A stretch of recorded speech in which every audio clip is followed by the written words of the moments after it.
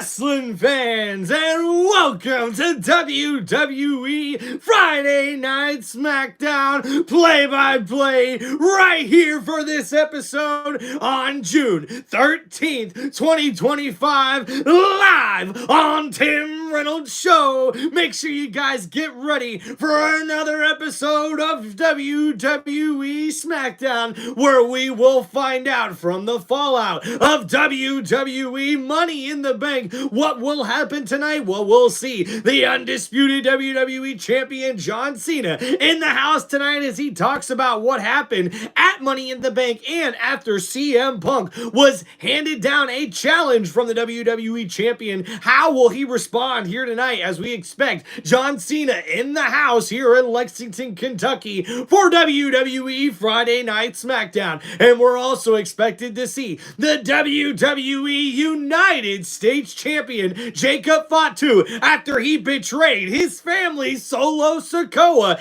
in the Money in the Bank ladder match. We'll hear from him tonight in Rupp Arena there in Lexington, Kentucky, live for WWE Friday Night SmackDown. And a lot more to come here tonight, guys. Welcome to the show. Shout out to Alfie. Hope you guys are doing well on this Friday night. Please make sure you guys hit that like button and subscribe to the channel. And tonight, guys, we will have two fatal four-way matches in the King of the Ring tournament for Night of Champions, where we'll see Carmelo Hayes, Aleister Black, LA Knight, and Randy Orton in one matchup, and Damian Priest, Cody Rhodes, Andrade, and Shinsuke Nakamura in the other fatal four-way match. And we also have two women's fatal four-way matches for the Queen of the Ring tournament. In one, we'll see Piper Niven, Jade Cargill, Nia Jax, and Michin battle it out. And in another matchup, we'll see Chelsea Green, Charlotte Flair, Alexa Bliss, and Candice LeRae battle it out in the first round of the Queen of the Ring tournament. But there is arriving to the arena. He is Jacob Fatu, your WWE United States Champion. And also in the house, it's Miss Money in the Bank, Naomi. After her upset win over the weekend, she's in the house tonight for Friday Night SmackDown.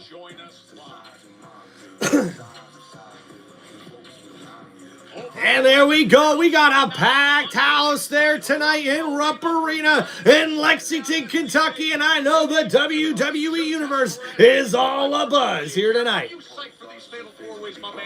Oh, the stakes are high, the drama is going to be even higher. Not only the crown's up for grabs, but don't forget a future championship opportunity at SummerSlam. Bring them on. That's right, we're just 2 weeks away. It'll be the finals of King and Queen of the Ring at Night of Champions. But the events and the results that just happened at Money in the Bank, that has changed the way we view everything. That's right, folks.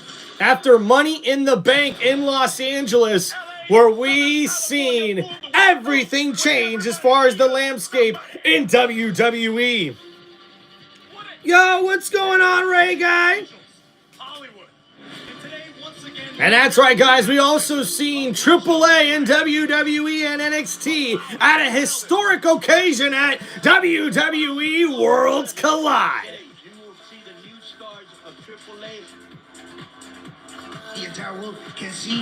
Hey, what's going on, Keeping It Real? This is live play-by-play for WWE Friday Night SmackDown here on one of the most electrifying sports entertainment channels on YouTube today. This is Tim Reynolds Show. Now let's go.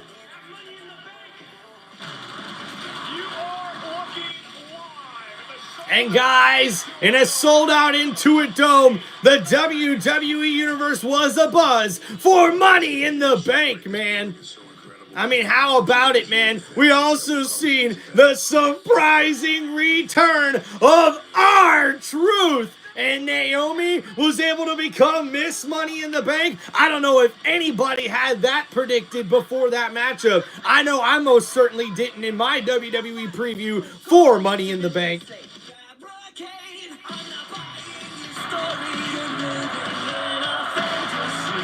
Becky Lynch wins And that's right, guys. Becky Lynch became the new Women's Intercontinental Champion.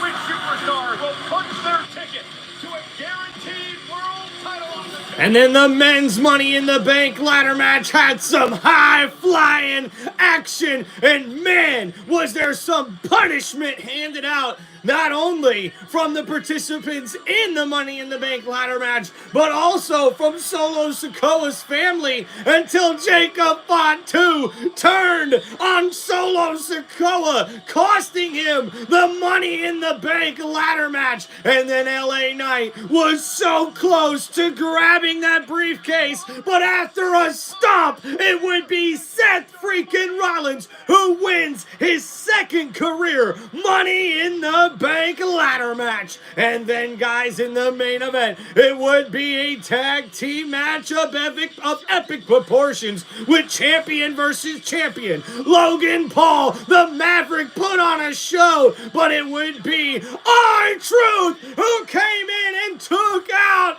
John Cena and helped out the whole entire crowd in WWE Universe, who saw R-Truth finally get John Cena back for what he has done in a Crossroads, would take care of the rest, as Cody Rhodes and Jey Uso would get the victory in the main event of Money in the Bank.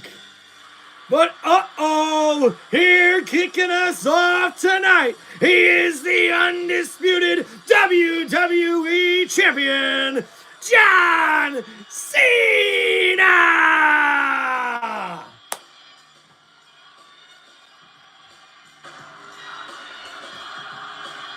Your time is up, my time is now. You can't see me cause my time is now. It's the franchise and I'm shining now. You can't see me cause my time is now. In case you forgot or fell off, I'm still hot, knock your shell off. My money stacked now, plus I can't turn the swell off. My franchise through it, big business, eyelidness, it's automatic. I witness, so you hear them schools, you finish. A soldier, and I stay under you fighting, cause I'm storming on the chumps like I'm thunder and lightning. Ain't no way you breaking it, kid, I'm harder than nails. Plus I keep it on like I'm sort of the jail. Slaughtering stale competition. I got the whole block wishing they could rumble my division, but they going fishing. No way, get your boy home late. I got your soul straight. I brush your mouth like Colgate. And any weather, I'm never better. Your boy's so hot, you'll never catch me in the next man's sweater. If they hate, let them hate. I drop the whole clan and lay your ass down for the 3-second tan. The time is up, my time is now. You can't see me cause my time is now. It's the franchise, what I'm shining now. You can't see me cause my time is now. And guys, it is official. We will see the undisputed WWE Championship on the line at Night of Champions when John Cena takes on CM Punk. And now, we're gonna find out what John Cena has to say as he's here for the last time in Lexington, Kentucky. What's going on, chat?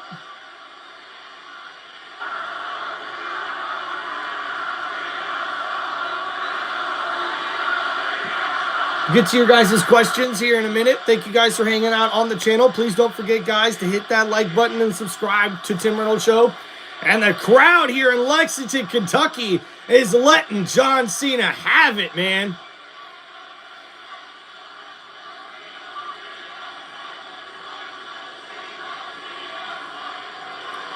Ladies and gentlemen, please welcome the greatest of all time, the Never Seen 17, gracing Lexington with his presence one last time. He is the last real champion, John Cena!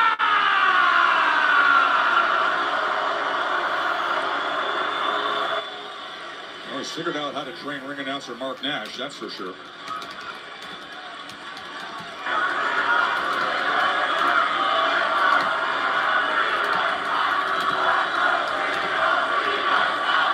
Wrestling's Mount Rushmore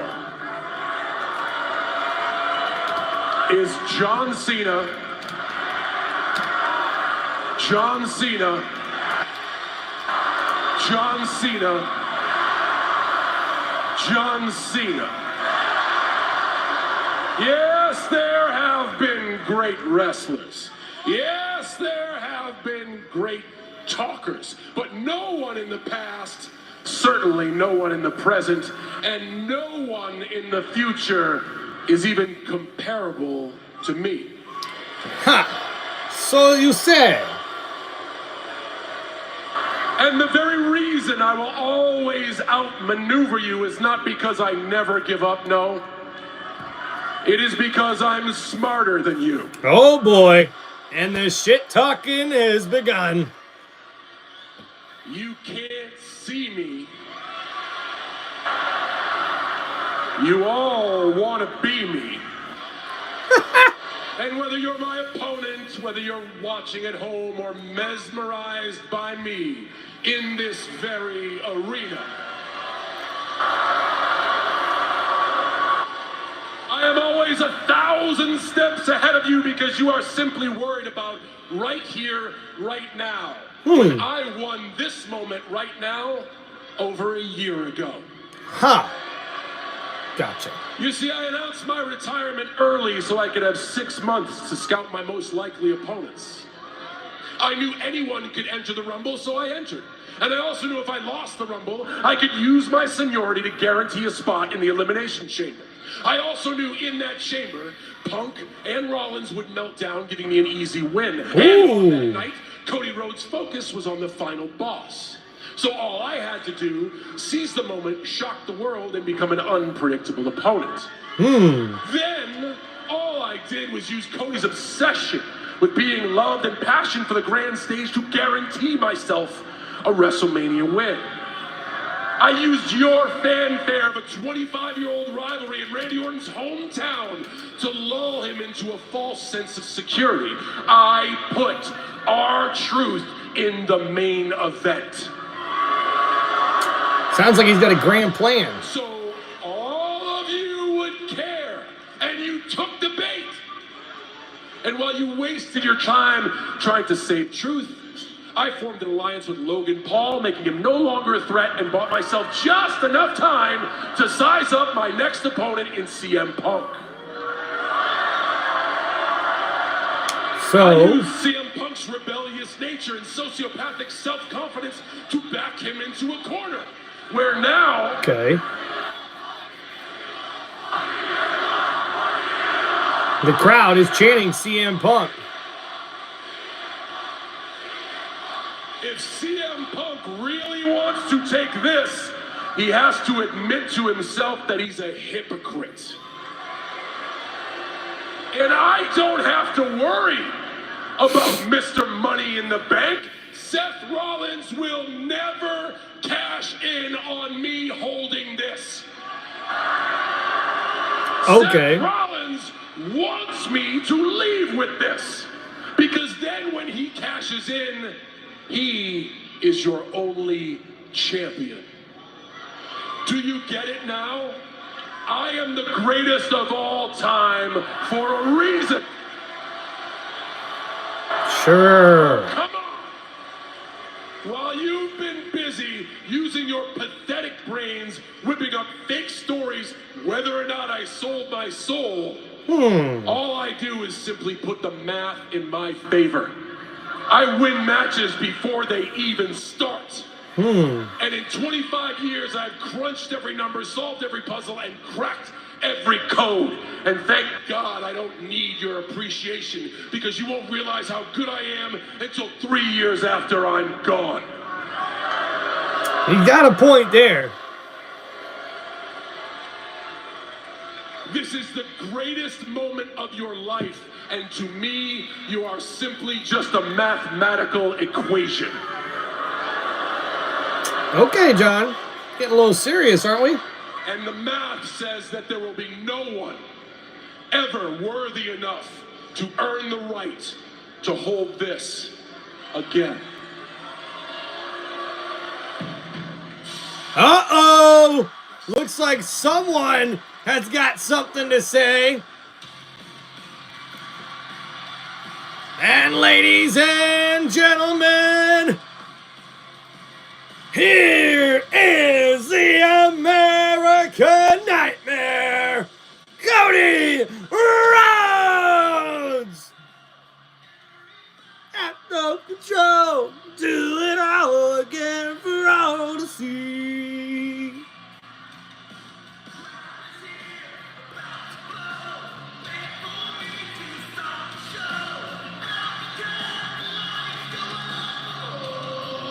Whoa! And the crowd erupting in Lexington, Kentucky for the American Nightmare. It's Cody Rhodes in the house at Rupp Arena as he interrupts the WWE Champion John Cena. And looks like Cody Rhodes has got some words for the champ here tonight in Lexington, Kentucky on Friday Night SmackDown. I can only wonder what the American Nightmare has to say to the GOAT, the 17-time champion John Cena here on the Blue Brand. It's Friday Night SmackDown, and the WWE Universe is ready to see what Cody Rhodes has to say to John Cena. What's going on, chat? Shout out Kay. What's going on? We got Miss Paula in the house. We got GA. What's up? Alfie, shout out. What's going on, bro? Bastion, what's going on, man? Hey, appreciate that, Bastion. I'd like to think myself as a really good commentator, especially because sometimes, you know, the guys on WWE, they're just a little too not hyped up, if you ask me. But hey, Pat does a great job, though. Ooh, crazy hair today. I got crazy hair.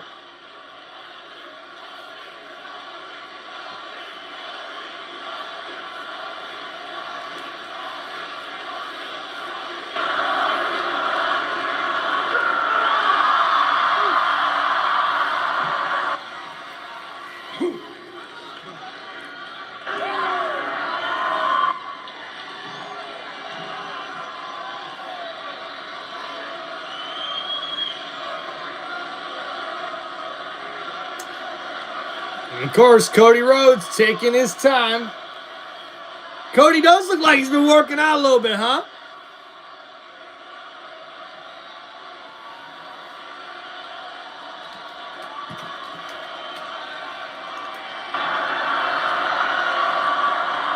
Oh, man. What did you just say? You said you were 1,000 steps ahead. You said you're so smart. Nah, you're not just smart. This guy's a genius. Okay. Where are you going with this, Cody? It's unfortunate that everything you have said has come to fruition. You're right. Seth and Punk, they melted down. You're right. I was distracted by the final boss and I took my eyes off the prize. You're right. You used Randy's home field advantage against him. You're right. Mount Rushmore? Absolutely sure. But here you are with this 25-year master plan. And there's this parallel, there's this variable that you didn't account for. It's very simple. You laid out your whole story since you've been back. 25-year master plan, right?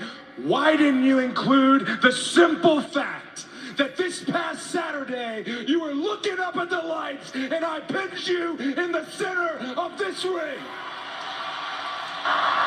Good point, Cody. You tell him, boy. You did pin him. You did. I'm not part of your plan. You're part of mine. Ooh. Interesting. So, John Rushmore, where does that leave you and I? Woohoo, John Rushmore. Hilarious. Uh-oh! Uh-oh! Randy Orton, the Viper,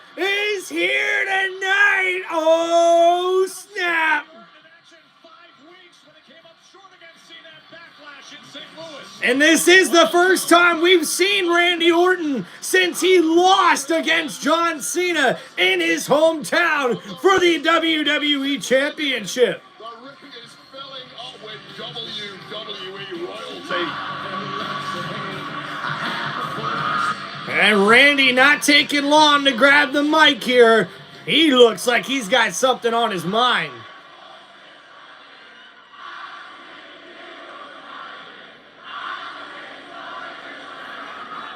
Anybody and everybody that had a pulse that saw you and I fight in St. Louis at Backlash saw that I had you beaten in this ring. I had you down and out. I had you dead to rights.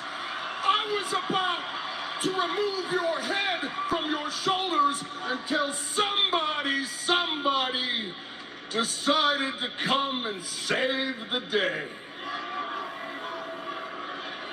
I realize now I have to do whatever it takes. It doesn't matter what it is. It doesn't matter who I have to go through to get number 15.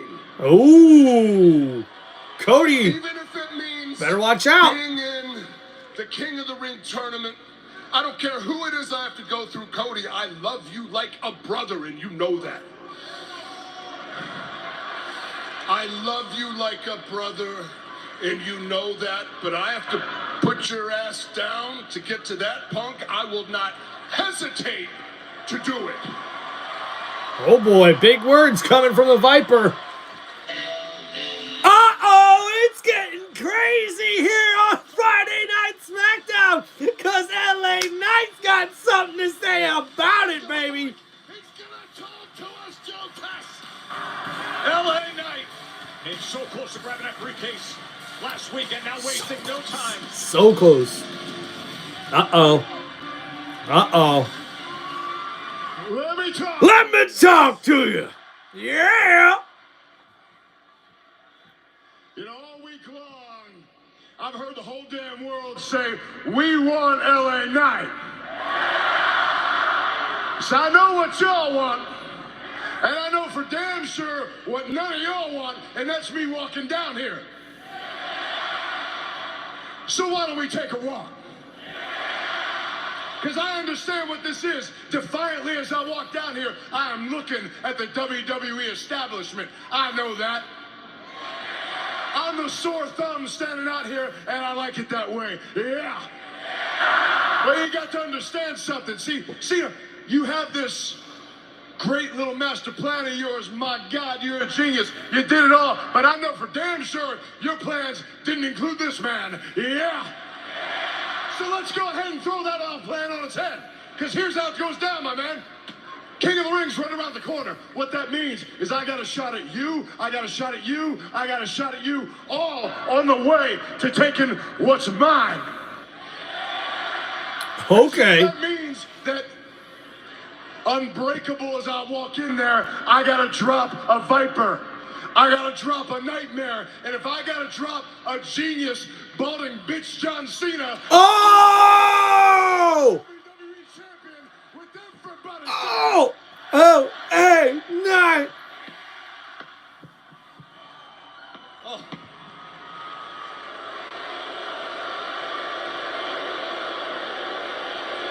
And with that, Cena just says, I've heard enough. The champion calls the shots in this game, and John Cena has made it abundantly clear on this run he will fight on his terms. Uh-oh, but there's R-Truth as he attacks John Cena from behind. And R-Truth is here on SmackDown, laying the SmackDown on John Cena with the right hands. And now security is out here trying to get R-Truth off of the WWE champion.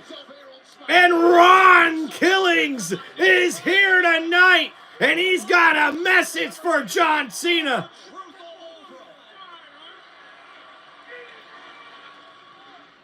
And wow, what an explosive way there to kick off Friday Night SmackDown, as it looks like Ron Killings ain't done with John Cena yet, but there's a lot of people trying to call their shot, or I should say shoot their shot here for the WWE Championship, but we have to see who will be able to come out victorious in the King of the Ring tournament, because the winner of that tournament not only will be crowned as King of the Ring, but they also will earn a championship opportunity at SummerSlam with either champion they may choose. But man, I think we all know that any person who comes out victorious in that King of the Ring tournament will more than likely look to challenge John Cena for that WWE Championship.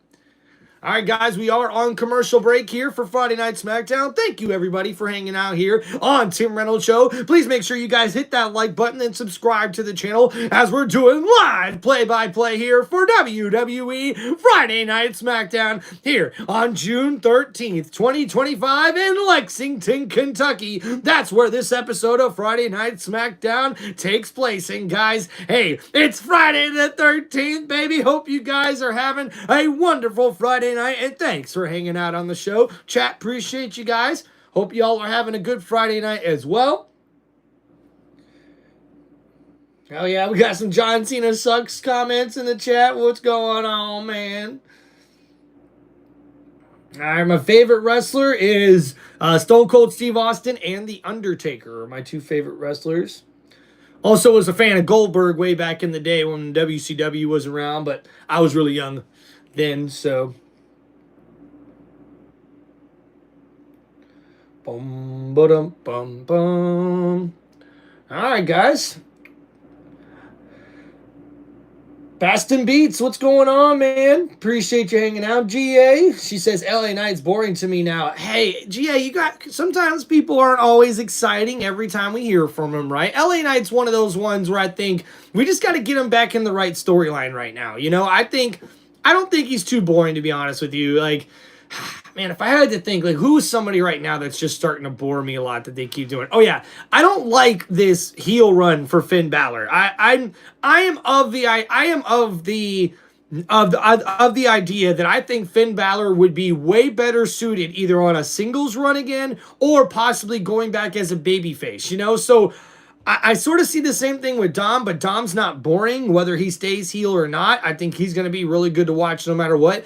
I think Finn Balor's one of those guys who's a little boring to watch right now, you know? I think he needs to start going back to being a babyface, a good guy, or even going back on a singles run rather than being with the Judgment Day. I've never been a huge fan of Finn Balor in the Judgment Day. So, yeah, I guess that would be my combat to that, GA. I don't think LA Knight's boring. I think there's a couple other people that are probably a little more boring. Hell yeah, Finn versus Dom. That would be a good match. I think we're probably headed to that soon. I don't know what that's going to mean for the Judgment Day, but I think it's only a matter of time before we see Dirty Dom versus Finn Balor. Good call there, Bastion Beats. Rock the boat, don't rock the boat, baby.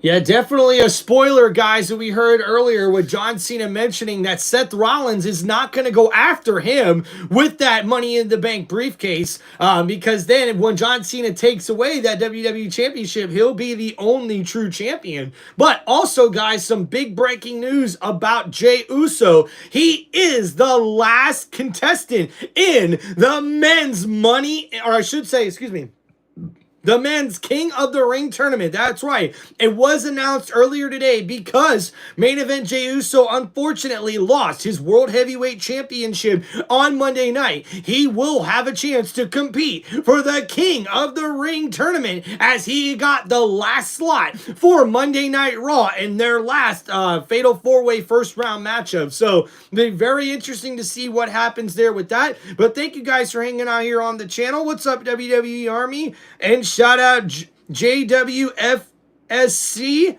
Thank you, man. One of the newer guys on the channel. You've been, I've seen you shout out the chat a couple times, man. So, hey to you too, brother. And guys, we just seen R-Truth come out and attack the WWE champion as John Cena was getting beaten down before WWE security would come out and try to pull Ron Killings off of John Cena. Uh-oh. See no laughter whatsoever, and irate John Cena screaming in the face of GM Nick Aldis, demanding you would presume some sort of... And wow, John Cena having it out with General Manager Nick Aldis in the back. And guys, looks like we're getting ready for our first matchup already. Randy Orton and LA Knight are in the ring, and it looks like we're going to get started here tonight with our first match of the night being a first round matchup, a fatal four-way in the King of the Ring tournament. And introducing the next contestant for this match that's scheduled for one fall. He is Carmelo Hayes.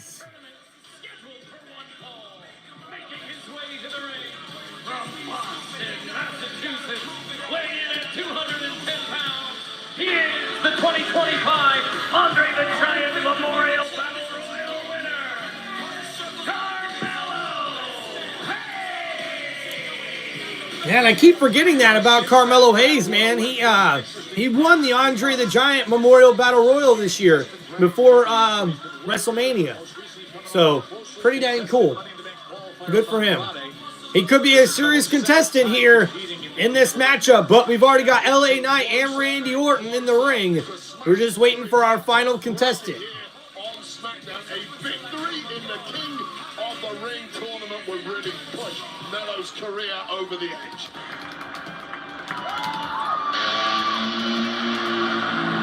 Uh-oh.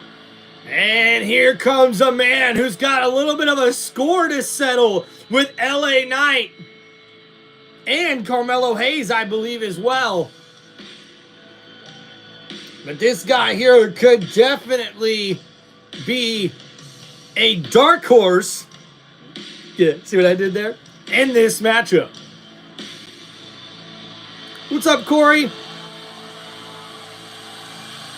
Yes, I will probably more than likely be doing Night of Champions. That's only in a couple weeks, so we'll probably be live for that as well.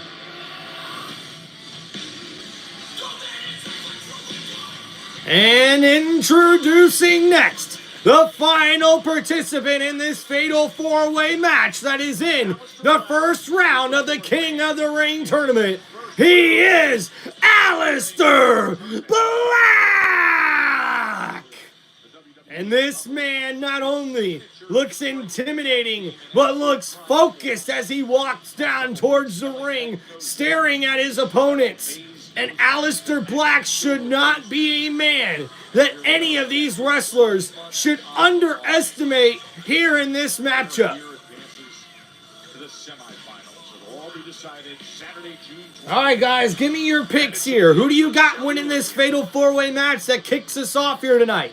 Do you have Carmelo Hayes, Aleister Black, LA Knight, or Randy Orton punching their ticket to the next round of the King of the Ring tournament? Let me know what you guys think in the chat.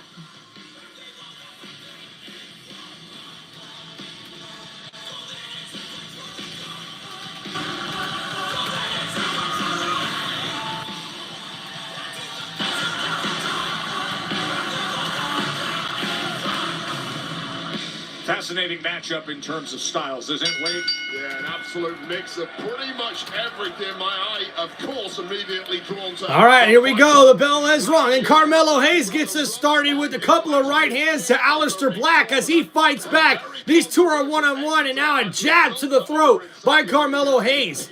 And now Hayes throws Black into the ropes. Oh, and he catches a boot to the face. And Black throws Carmelo Hayes outside the ring. And now a tie-up in the corner by LA Knight and Randy Orton as Aleister Black goes outside the ring to bring the fight to Hayes. But Hayes throws Aleister Black right into the barrier. And now a right hand in the corner by Randy Orton to LA Knight.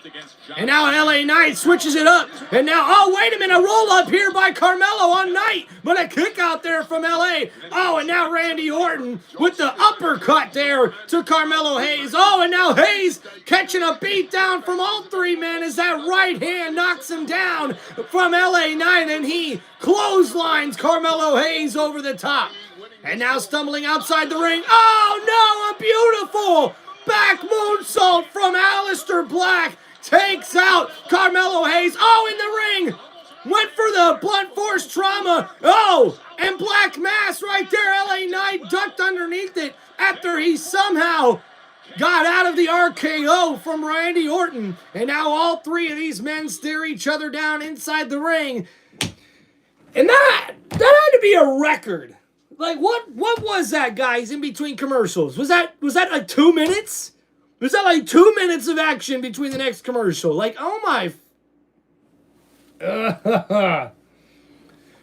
Whoo! I tell you what, man. WWE is really starting to piss me off, dude. Like, honestly, guys, and I'm pretty sure y'all can back me up on this, right? I remember a time when WWE used to show no commercials in between almost any matches, right? You have a quick match, you wouldn't see any commercials, and then when it got to like the couple of big matches for the night, like maybe the main event, yeah, you'd probably see a commercial in between the start and finish of that match. They just throw commercials in here whenever the frick they want, and it ticks me off, dude.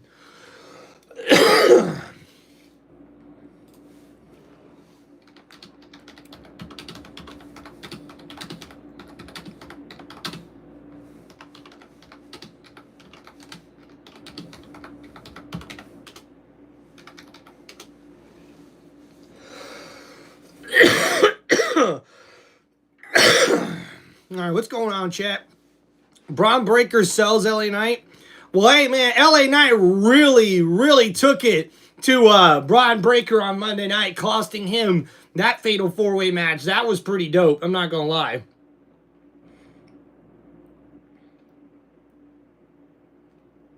Really? On VPN, GA?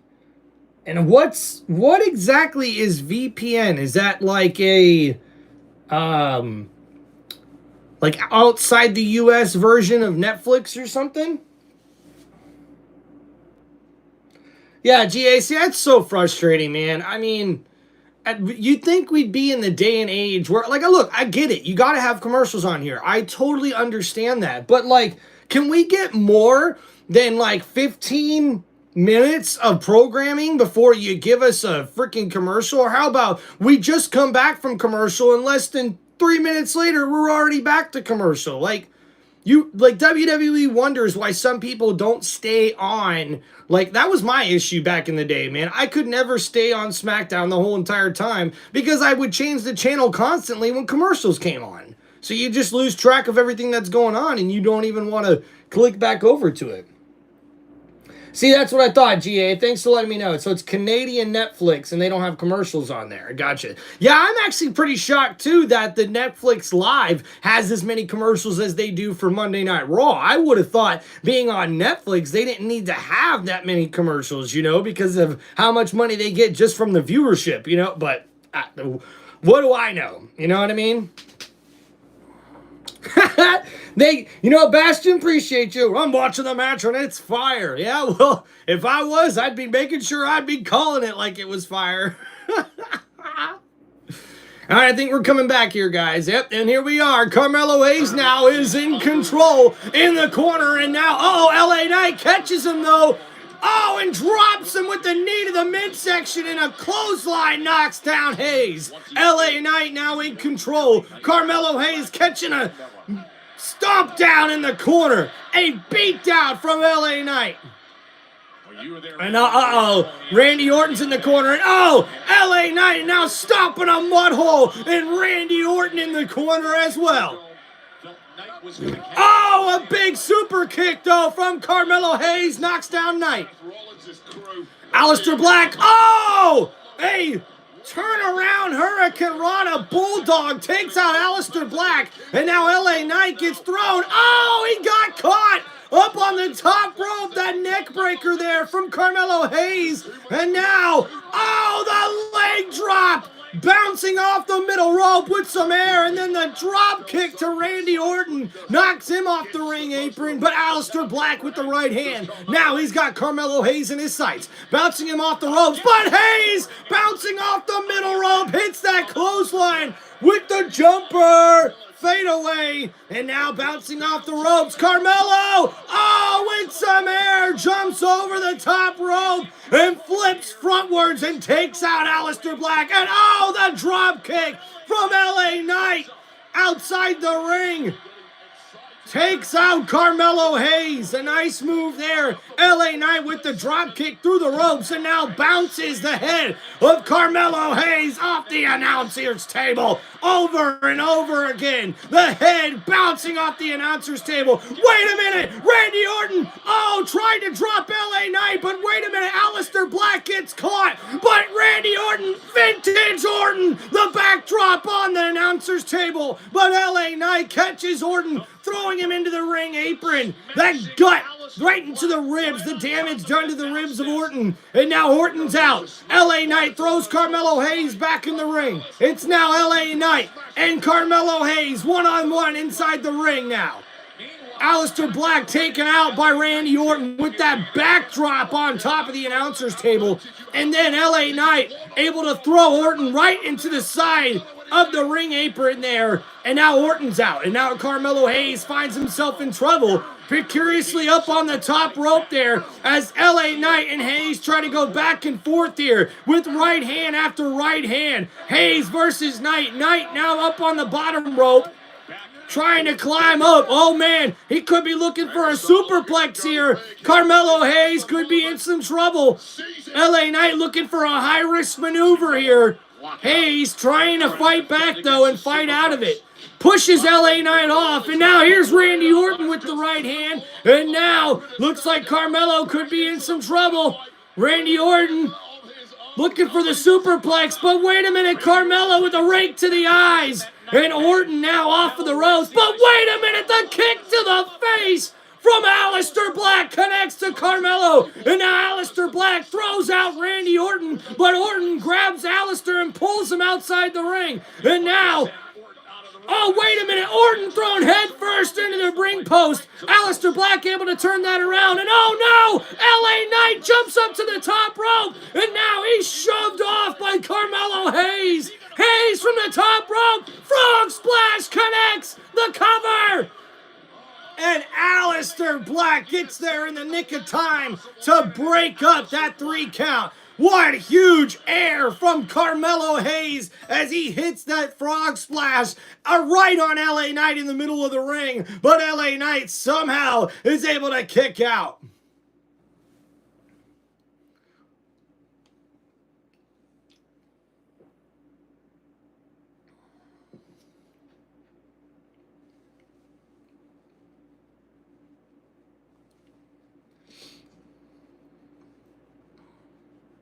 What's going on, guys?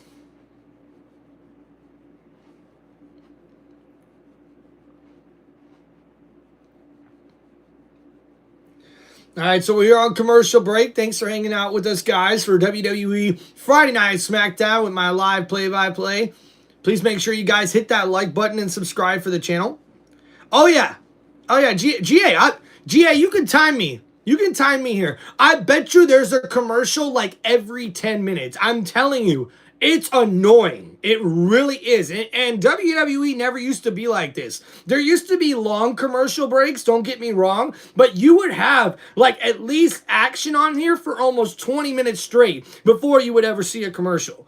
It's just not the same anymore, man. It's honestly, to be dead honest with you guys, if I wasn't here live streaming and chatting with y'all, I probably would already change the channel and watch something else at this point because I can't stand it. To be honest with you, man, it's new age shit.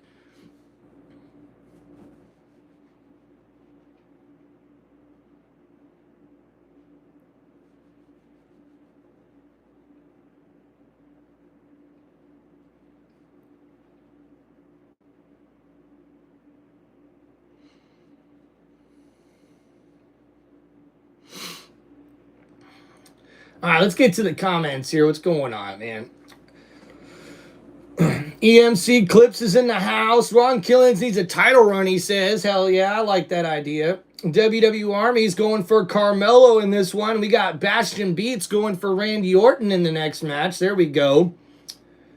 Let me see. Boo, bro, SmackDown is full of commercials, effing commercials. Yeah, dude, I'm telling you, it's freaking, it's crazy. Oh,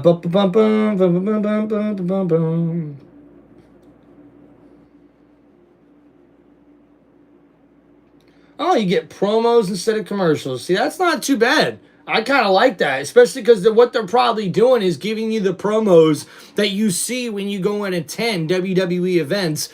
And that's one of the things that people don't really know about back in the day, is that you would have almost like these different side storylines that weren't for WWE TV. They were only for WWE live events, where you had sort of beef between a couple of guys, a couple of wrestlers or female wrestlers, and they would sort of settle things out in a match that would be on TV at some point. But the beef and the storyline of it all happened, you know, behind the scenes, off camera, for the live audience there to see.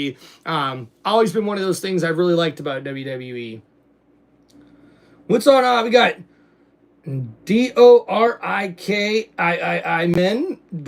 Dorkman. I hope I said that right. Oh, and we're back in action, and Carmelo Hayes takes a knee to the face and then a kick to the back of the head. Takes out Carmelo. And now Aleister Black with the running back elbow, the spinning back elbow on LA Knight. And Randy Orton went for the RKO, but Aleister Black able to get out of it. And now Randy Orton in some trouble, hung up on the top rope. Aleister Black gets rolled up by LA Knight, but rolls through. Oh, and then the kick hits Randy Orton in the face. And now LA Knight going for blunt force trauma, but the big elbow there from Aleister Black. And now Carmelo Hayes tried to throw Black out the ring, and Black able to counter it with a combination. Oh, and a big kick to the face knocks down Carmelo. The cover, and Hayes kicks on it too. And Aleister Black has took over this matchup. It's a full-body workout when this guy gets going. The speed at which they come. What's up, Facts by DIP? As he is sizing up. And now Aleister Black, was aiming for Randy Orton, but Orton answers with a couple of clotheslines there, and Vintage Orton with the body slam there. Oh, but wait a minute. LA Knight catches one as well, but there's Carmelo. Catches a slam from Randy Orton as well, and Orton shakes the finger at Carmelo.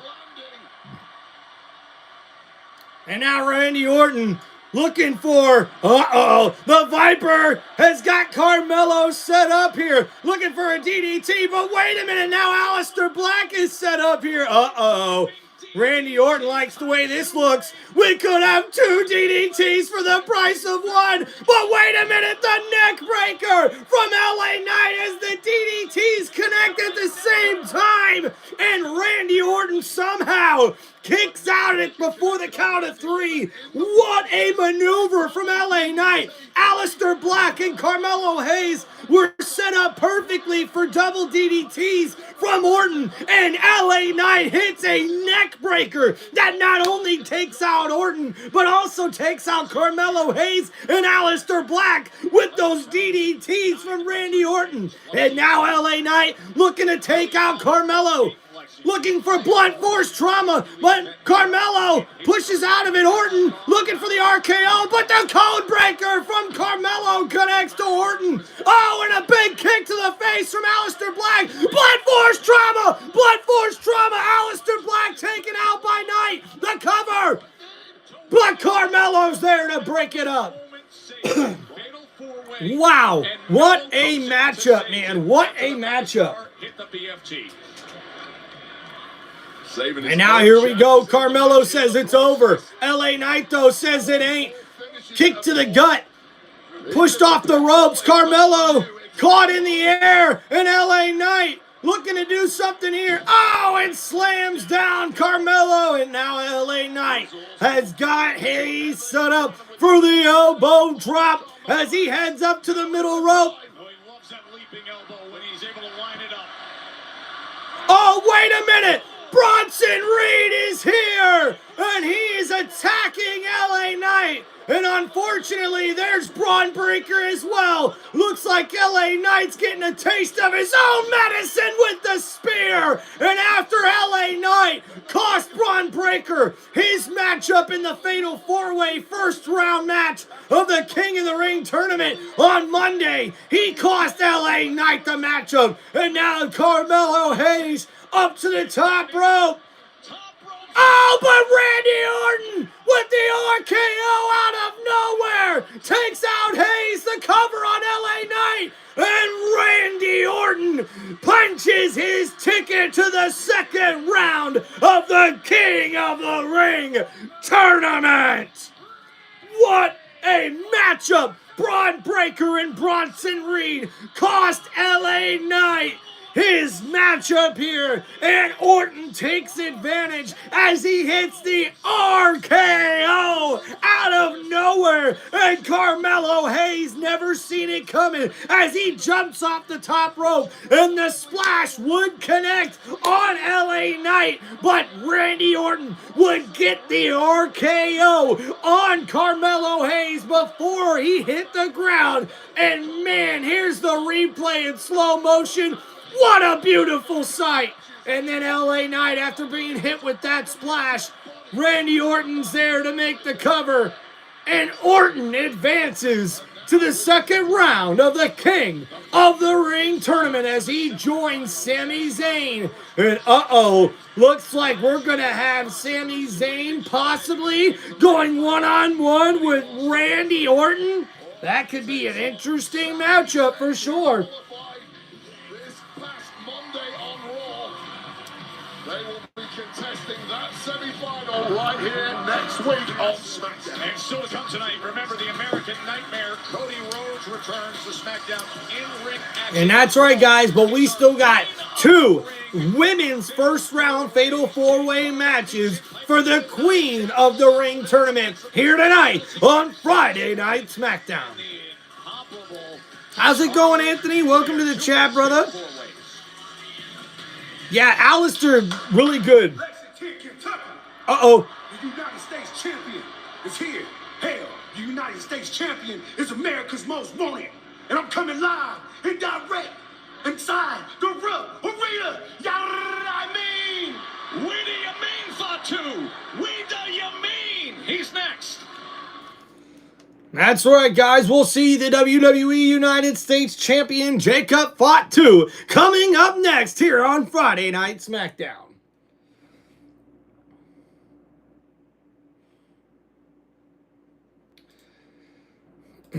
Thank you guys for hanging out on the channel. Please make sure you guys hit that like button and subscribe to Tim Reynolds Show. And man, I tell you what, guys, this has definitely been one of those things where I tell you, if I clock it now, I believe we're still within an hour of the show starting, right? And I think we're on our 8th commercial break. So 8 commercial breaks in an hour. Does that make any sense, guys?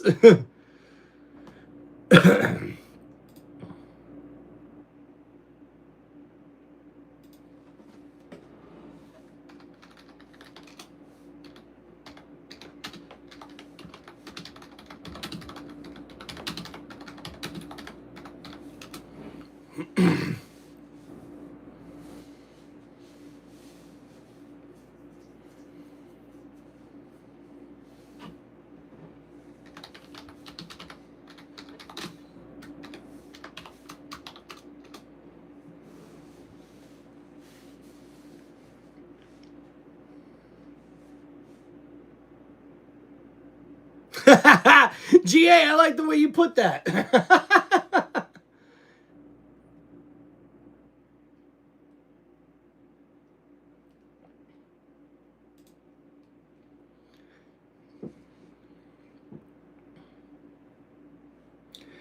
Hey, look, Anthony, I'm not gonna blame that on Triple H. Triple H is not the person calling the shots on how many commercials they put on WWE programming. It's the people who televise it. Like USA has been putting a lot more commercials on every single WWE event. I'm actually shocked. Like, do you guys remember when premium live events had no commercials? Zero commercials. And now that's never the case, dude. We'll never get premium live events with no commercials ever again, dog. Like, it's really sad. GA says in the chat, remember the Weather Channel used to do Weather on the 8s where they do the forecast every 10 minutes? That's what WWE's doing with commercials. Yeah. You put it perfectly there, GA. That's exactly what's happening, man. It's a little ridiculous, to be honest with you, and I only think it's taking away from the product for the company. That was one of the things I'll honestly say, man, I used to pride WWE on that. I'm not saying that there wasn't a lot of commercials or whatever, but what I am saying is that the commercials would usually be not that long. You'd only have so many of them on any kind of WWE programming, and now it's just, I don't know, it's so commercialized, and I guess that's what happens when they get bought. You know what I mean? They're not just owned by one person or one entity, if you will. It's a whole big corporation and company, and I guess it just is what it is, you know?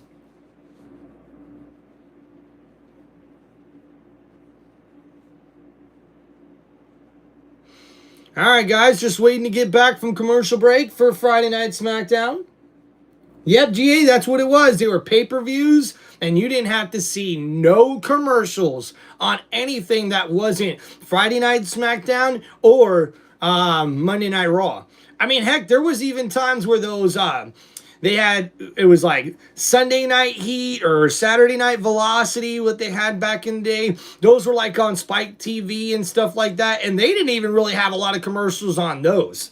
And guys, WWE is in Lexington. This is our 5th SmackDown here in Kentucky. Hosted one premium live event, that was Backlash back in 2006. This is the home of the University of Kentucky. Against Triple H and Edge. What a start we had here. Moments ago, Randy Orton hit the RKO.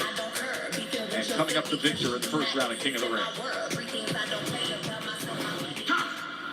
And guys, coming up next, we will hear from the WWE United States Champion. He is a Samoan werewolf, Jacob Fatu.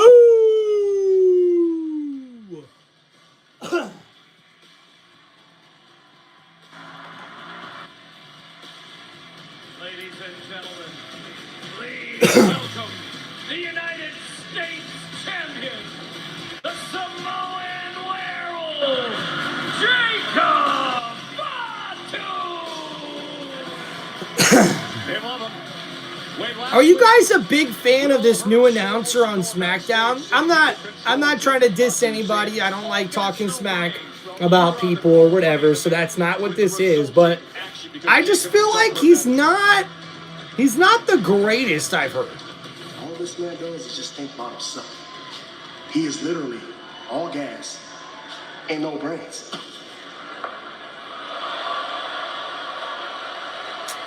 And we all seen what happened last Friday when Jacob Fatu caught Solo talking trash about him. And right when Solo was about to grab the briefcase and win the Money in the Bank ladder match, Jacob Fatu would cost Solo with the super kick and then the moonsault. And Solo was still in trouble because Fatu would deliver the Uranagi through the ladder and take out Solo Sikoa last Saturday at WWE Money in the Bank.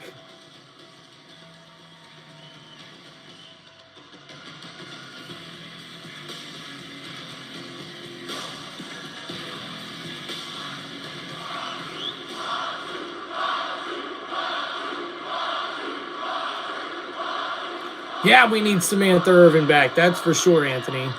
Lexington, Kentucky!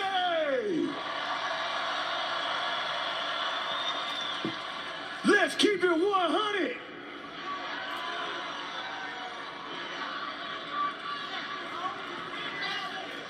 Just because your family don't mean that you could go behind their back and try to snake them. He's got a good point there. Just because we both come from the same bloodline don't mean that you could take all the credit for your hard work. So Solo says, I wouldn't be nothing if it wasn't for him. Solo says Jacob Fatu would be nothing if it wasn't for him. This is exactly why I had to remind Solo at Money in the Bank what happens when you don't get in where you fit in. So I guess it's just me against the world now, baby. Thank you. Because Jacob Fatu is all gas. And no breaks with it. Yada me. Uh-oh. That's right. Wait a minute. Tell them how you feel, Jacob. Tell them how you feel.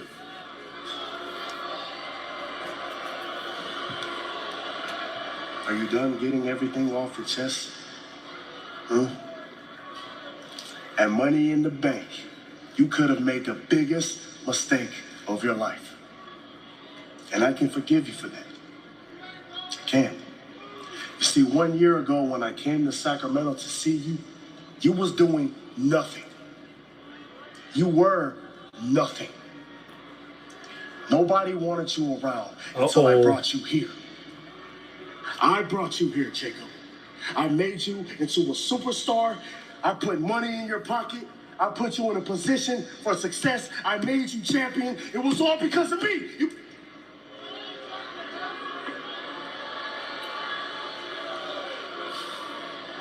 Next week, I will be in the middle of the ring with open arms. I'm willing to take you back, Jacob. But there's something I need from you. I need to hear 4 words from you, Jacob. I love you, Solo. And Jacob, remember, always remember, I brought you into this world.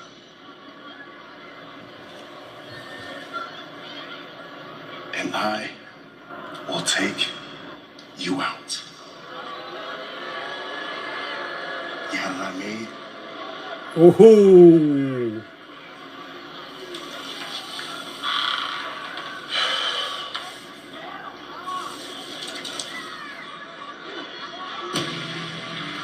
What a response from Solo.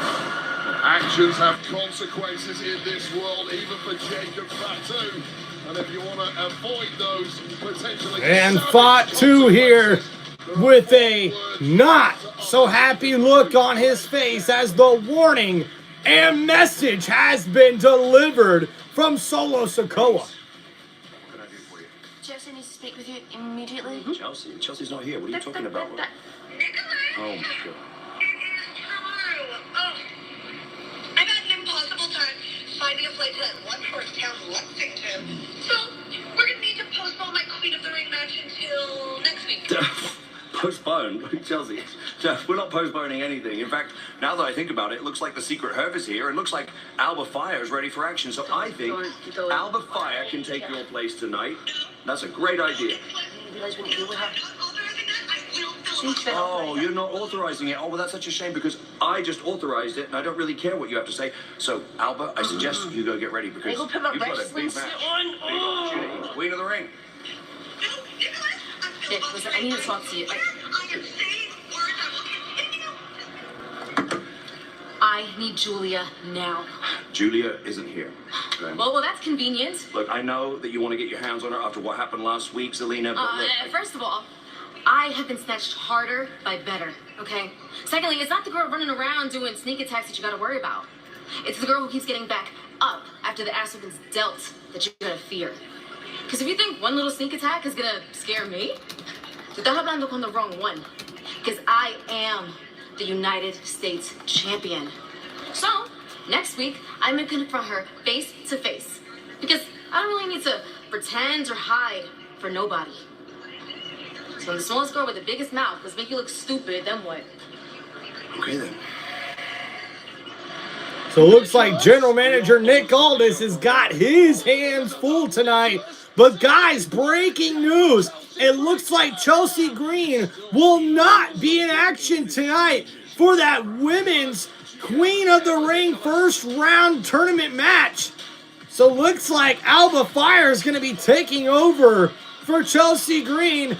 But coming up next, we are ready for our next matchup. And introducing first, she is the Storm, Jade Cargill. Scheduled for one fall. Introducing first from Vero Beach, Florida, Jade Cargill.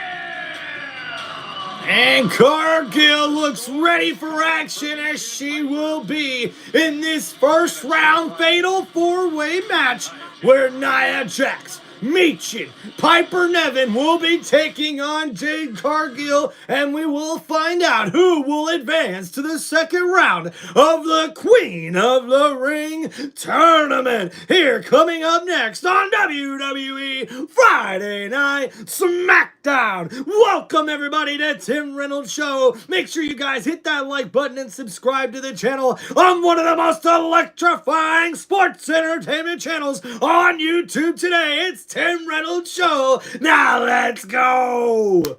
Man, how's everybody doing today, man?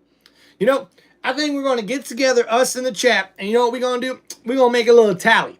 We're going to do Monday Night Raw next week on Netflix, and we're going to tally every single commercial, and I'm going to write down when those commercials occurred. Like, how much in between time do we get in between commercials and how much we don't? Because I tell you what, we're protesting. We're going to protest the WWE and all their damn commercials. Although I don't know how we're going to do that because we all still going to watch it, right? So how do we do that? Man, hope you guys are having a good Friday night. Oh, and look at that. We got to do commercial. And now I got to do in my hand. What? How did that happen? What? Might as well crack it open, right, folks? Ooh, there we go. Love that sound. Cheers to y'all, baby.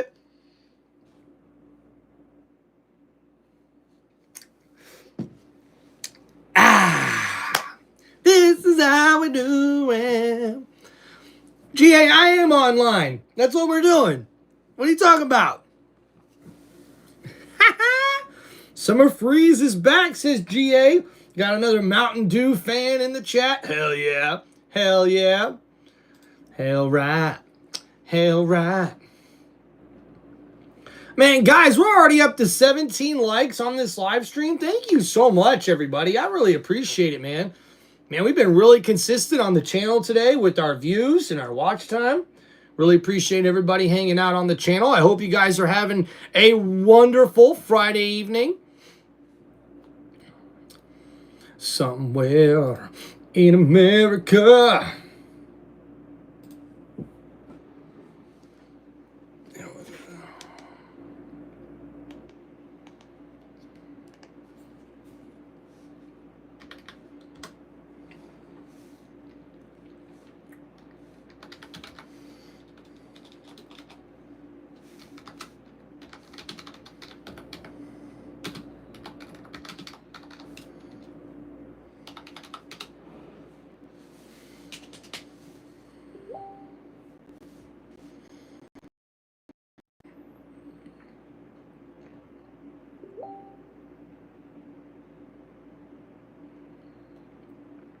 You know, I'm really curious, guys, while we're waiting to get back here.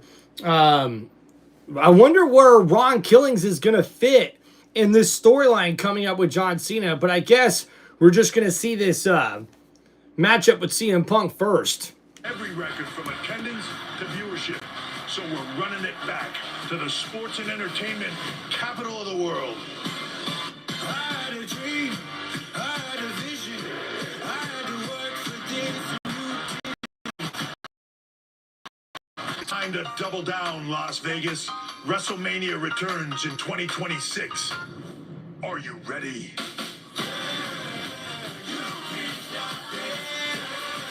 And that's right, guys, the big announcement that we heard Now get me off of this thing. just a few weeks ago.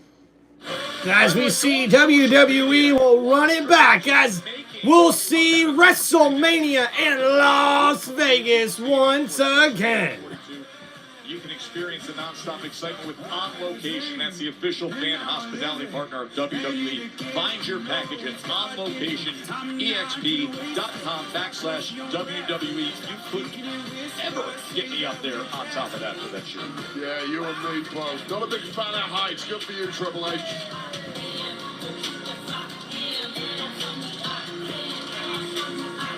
Legion, the Menace, already in ring, ready to do battle.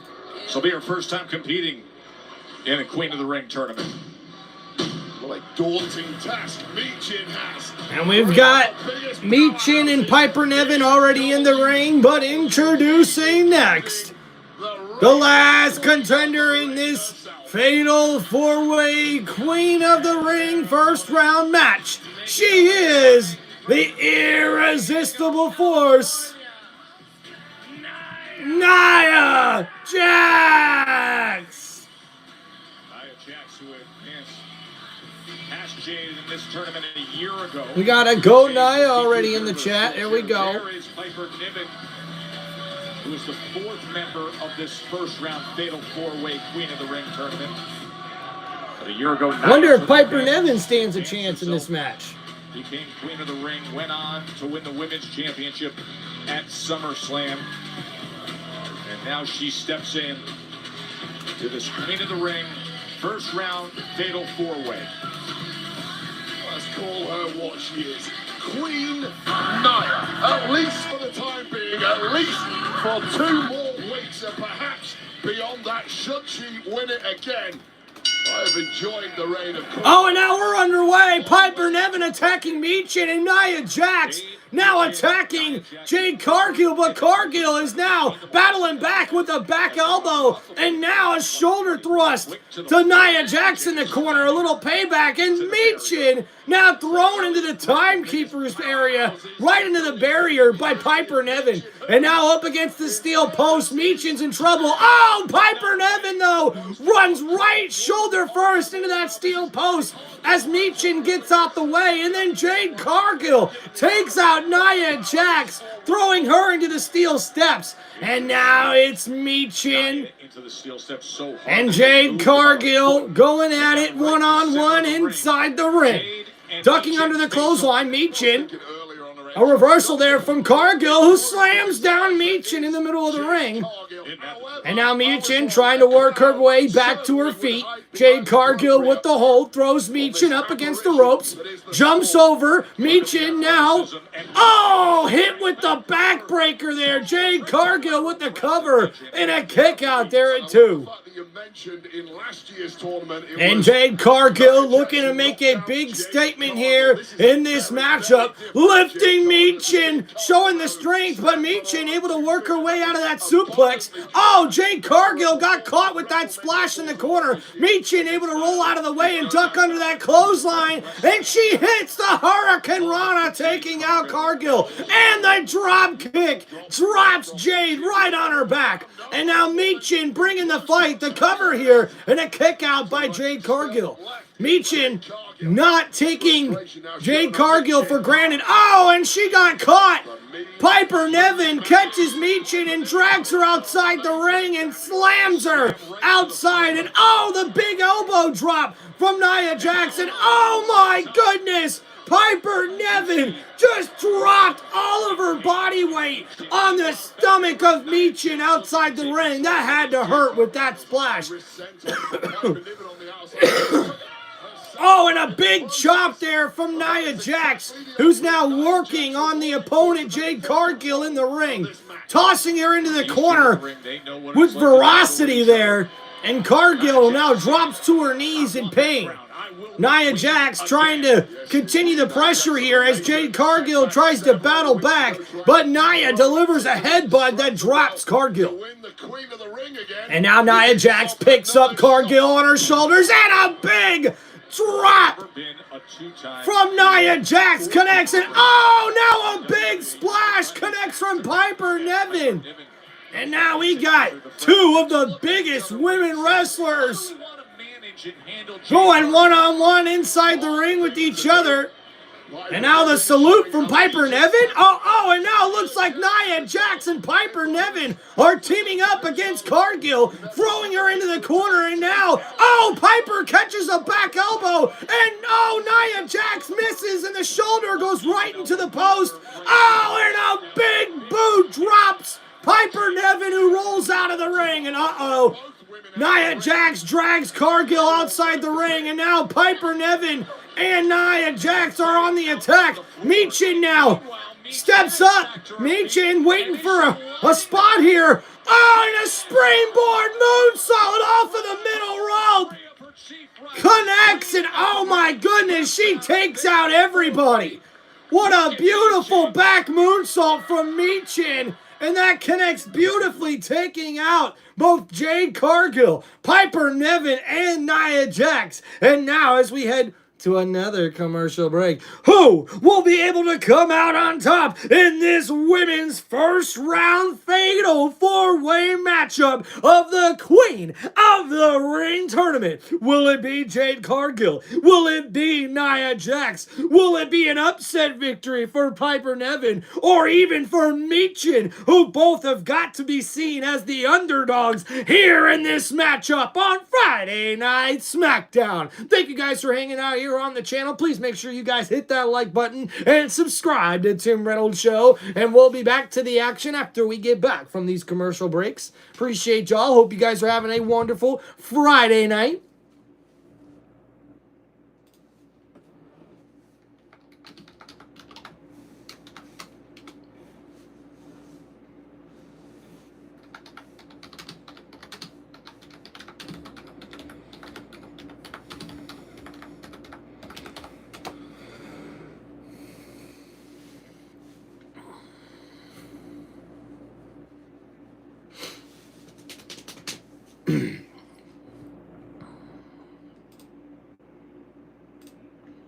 Yeah, guys, so the big breaking news that we did just hear moments ago, it looks like Chelsea Green will no longer be in action tonight for the first round of the Queen of the Ring tournament. Yeah, she's literally posting on social media, "Sorry, Lexington, couldn't make it." Fucking weird, dude. Like, you're in the women's Queen of the Ring tournament. Why would you just pass that up? I don't understand that. That doesn't really make any sense.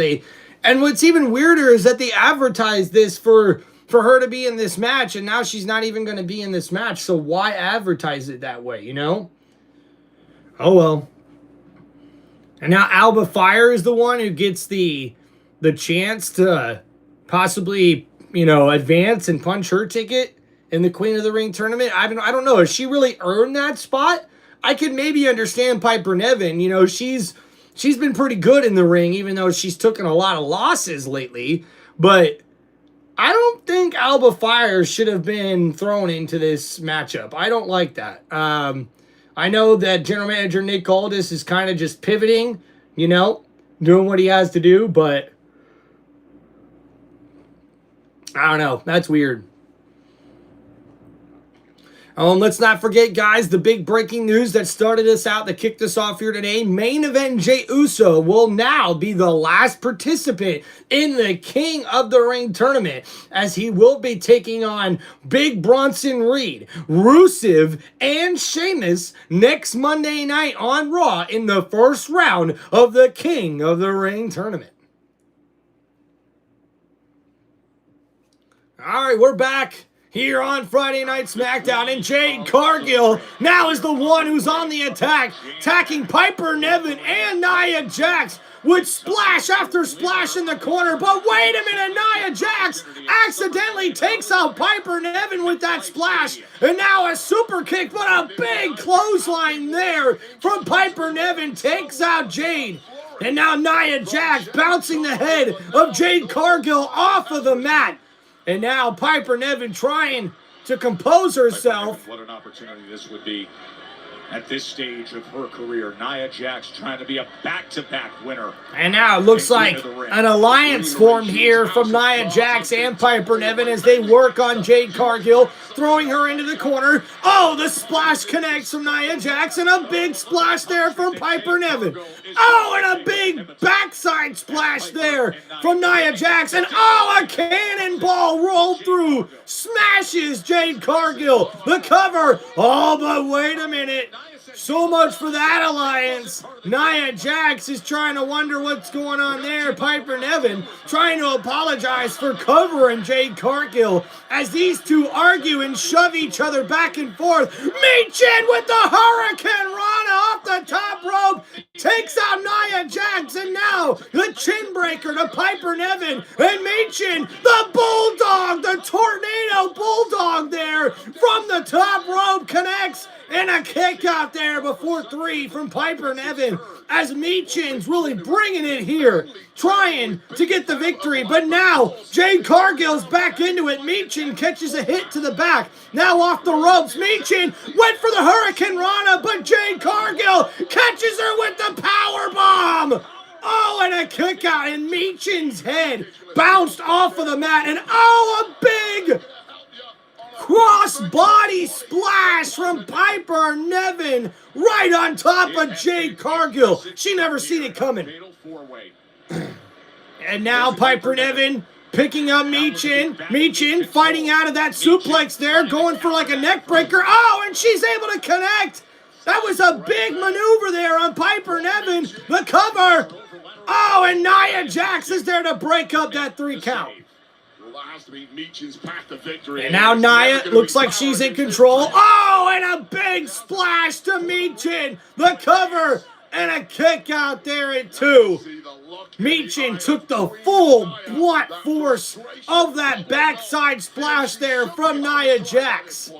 That was a lot of weight there, and now it looks like Piper Niven and Nia Jax back on the same page here. Oh, but Jade Cargill is now bringing it to both of them. A super kick to Piper Niven, the right hand to Nia Jax, but now the headbutt to Cargill and the right elbow from Nia Jax, and now Cargill in trouble. Oh my goodness! Whoa!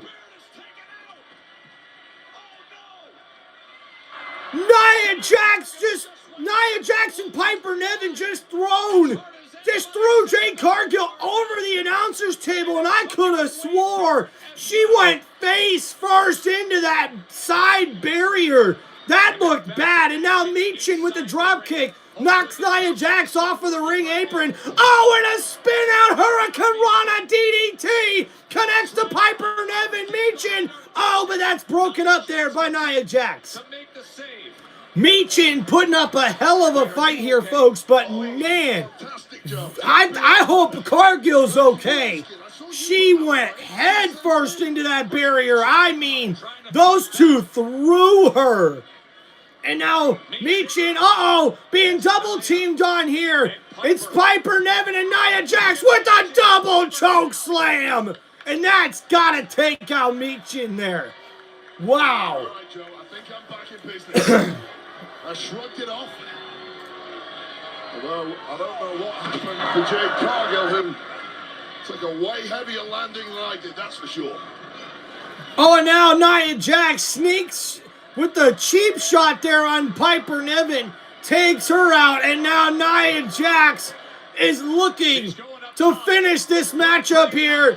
Oh, and the slam on Michin. 1, 2. Oh, but Piper Niven with the right elbow right to the side of the head of Nia Jax. And now Piper Niven, throws Nia Jax head first into the steel post. And she took exception to that. Oh, and throws her, busts her through the timekeeper's area. Right through the barrier, Piper Niven laying out Nia Jax. And I think the back of Nia's head went off of an office chair or something there. That was huge. And the fans in Lexington, Kentucky are loving it. And uh-oh, wait a minute. Piper Niven to the middle rope. Oh, the splash. But wait a minute, there's Cargill. Cargill picking up Piper Niven. The strength. Oh, and the move connects. And she's been jaded. Jade Cargill gets the victory. And she will advance to the second round of the Queen of the Ring tournament. What a victory. I thought Jade was taken out of this matchup there. I'm telling you guys, when I say Piper Niven and Nia Jax threw her head first into the barrier over the announcer table, it was head first, dude. But Jade Cargill able to sneak up on Piper Niven and takes out the much bigger women's superstar and gets the victory. And full of excitement is Jade Cargill as she advances to the second round of the Queen of the Ring tournament. That matchup will take place next week, right here on SmackDown, the semi-finals of the Queen of the Ring tournament. Congratulations, Jade Cargill.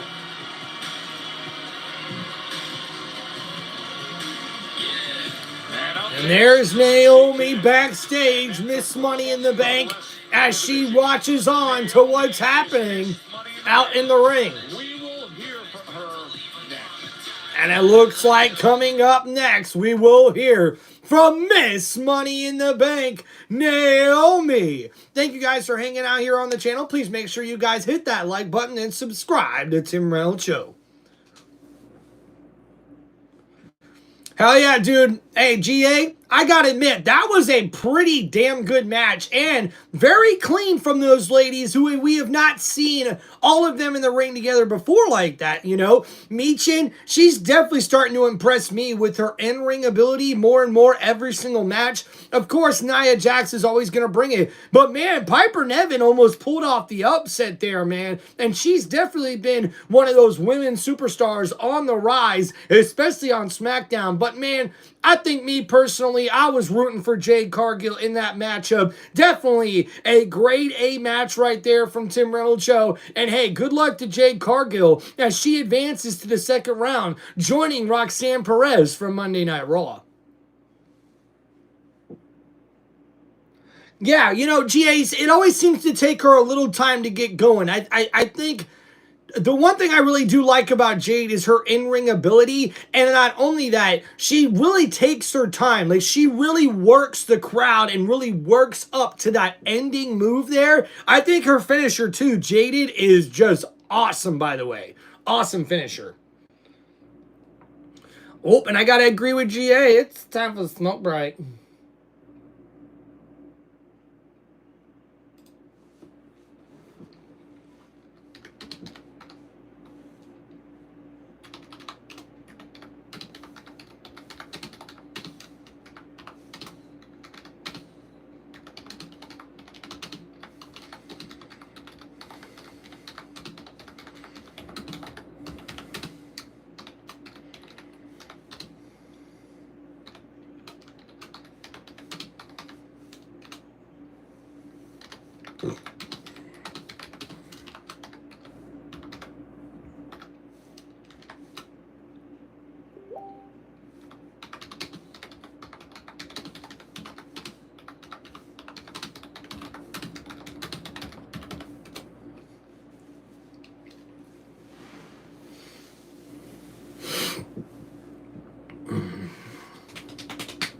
Hope you guys are having a wonderful Friday night. Thanks for hanging out with us on Tim Reynolds Show.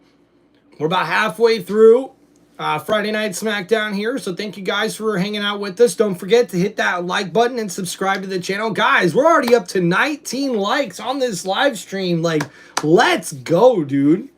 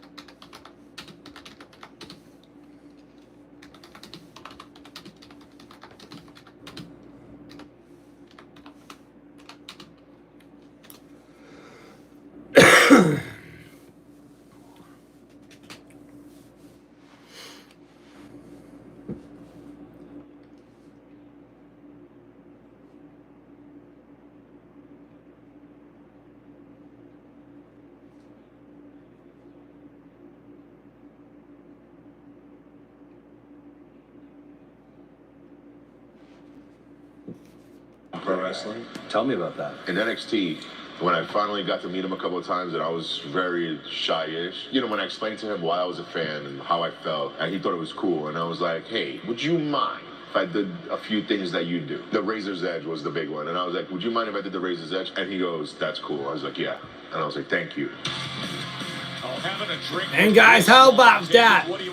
On this week's episode of What You Want to Talk About, Cody Rhodes' YouTube podcast, his special guest was Damian Priest. Worth a listen. Fatal four-way later tonight.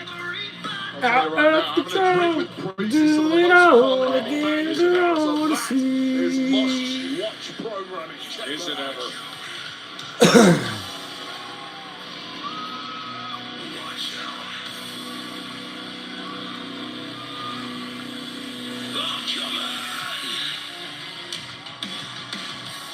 Ladies and gentlemen, please welcome the Women's Money in the Bank winner, Naomi!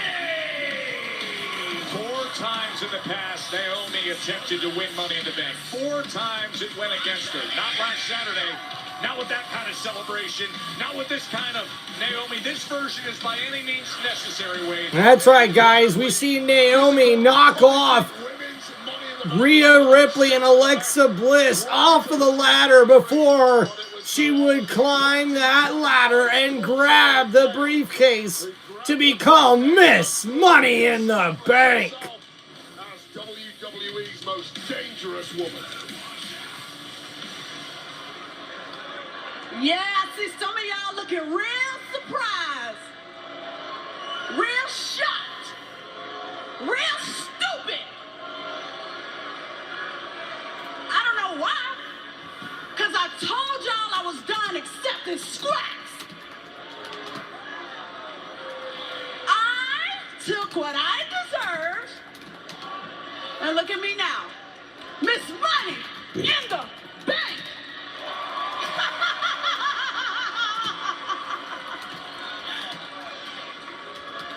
And you know what's funny? The entire time when I was trying to beat Nia Jax for the WWE Women's Championship, you know who was there with the briefcase to stop it? You know who distracted me? You know who bashed me in the head? Tiffy time. Tiffany Stratton.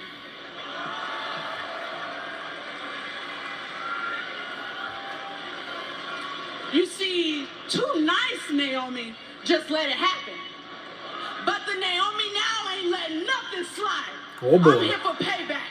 Oh boy. And when I clock Tiffany in the head with my briefcase, it's gonna feel so good when I hold that title as the new W.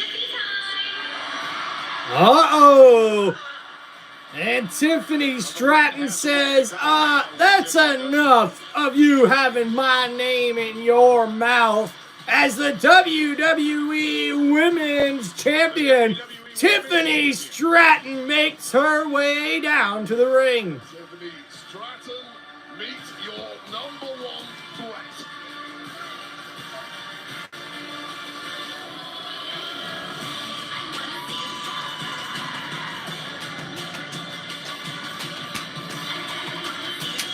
One thing's true ever since Tiffany Stratton. And I wonder what the WWE Women's Champion will have to say to Miss Money in the Bank. She has risen to the occasion, especially with what happened at WrestleMania against Charlotte Flair. Only a matter of time before Miss Money in the Bank Naomi was gonna come prowling around the WWE Women's Champ.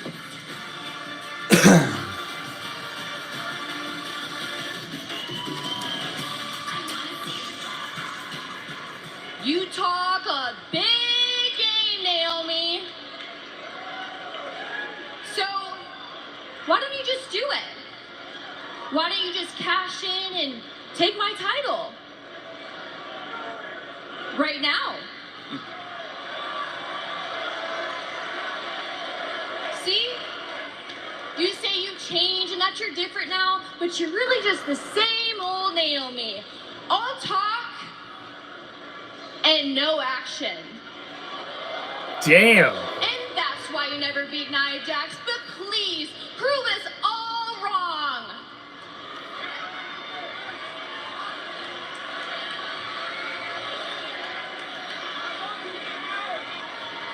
Do I look stupid to you? Do I look like Boo Boo the Fool?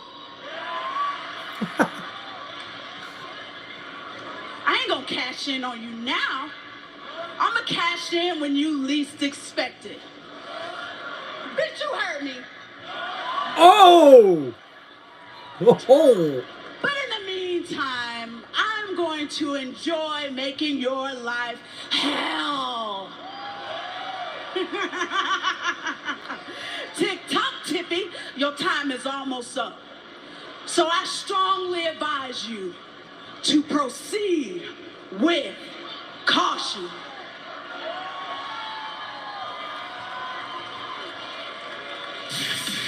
Yeah, you can try and fake this Money in the Bank all you want, Tiffany, but the real secret to the power of that briefcase is the fact that you can cash in at a moment's notice. And Tiffany Stratton is not backing down from Miss Money in the Bank. But Naomi is not just going to cash in whenever the champ wants. But wait a minute, Nia Jax! Oh, on the attack, trying to take out Tiffany Stratton. And now Stratton attacking Nia Jax, looking to take her out. Oh, and the drop kick drops Nia. And now, oh, Naomi back in the fold, but catches an elbow. But then Nia takes out Tiffany Stratton. Second. And Nia Jax is back on top. Nia Jax. And uh-oh, now Nia Jax looking to take out Tiffany Stratton. Oh, and the Annihilator there, the big drop from the middle rope, takes out. Wait a minute, could this be a moment here?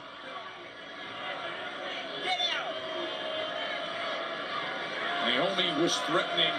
And looks like Nia Jax tells Naomi to get the hell out of her ring, as it looks like Nia Jax couldn't win the Queen of the Ring tournament first round match, so instead she takes out her frustration on the WWE Women's Champion, Tiffany Stratton.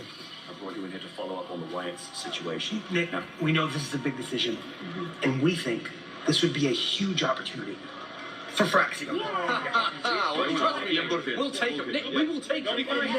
May I suggest, if not Fraxium, the Street Profits? They say.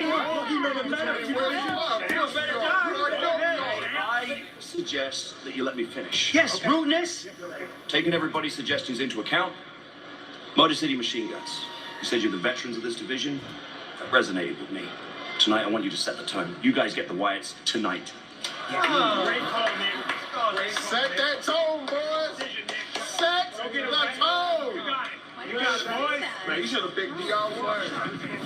Whole tag team division. And yeah, it looks like after a meeting earlier today, the Motor City Machine Guns will be the tag team that takes on the Wyatt 6 here tonight on Friday Night SmackDown.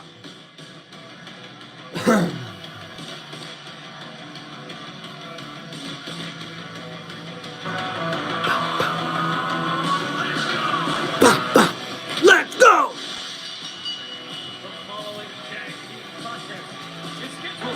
And the following tag team contest is scheduled for one fall. And making their way down to the ring, they are the veterans of the tag team division on Friday Night SmackDown. They are Chris Sabin, Alex Shelley, Motor City Machine Guns!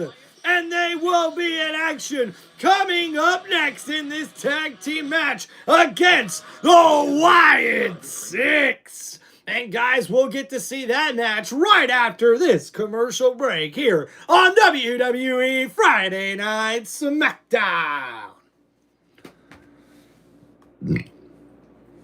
It's Limu, Emu, and Doug.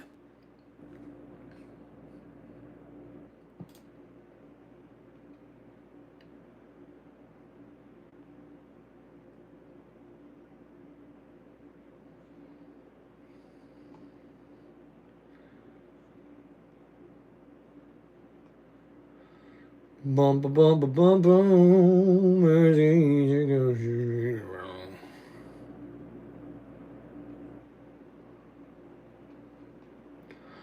Baby, loving you.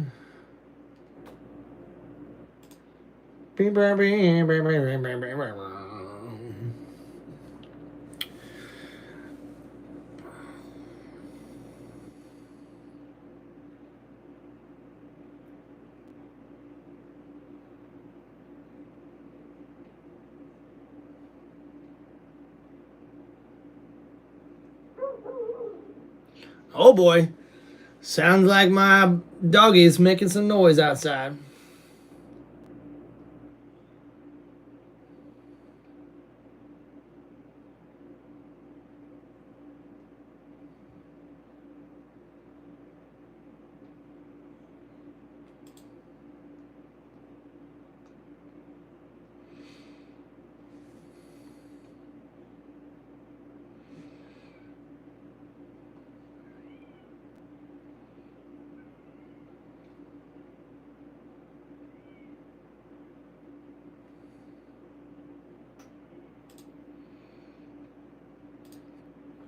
All right, guys, we're just waiting to get back in action here to Friday Night SmackDown after these commercials. Thanks for hanging out on the channel. Wish we could keep things going here for you guys so you'd stick around, but I get it. I understand. So many damn commercial breaks. It just seems hard to keep everybody on the chat, keep everybody on the live stream. But hey, we'll do the best we can. We'll do the best we can. All 6 of us.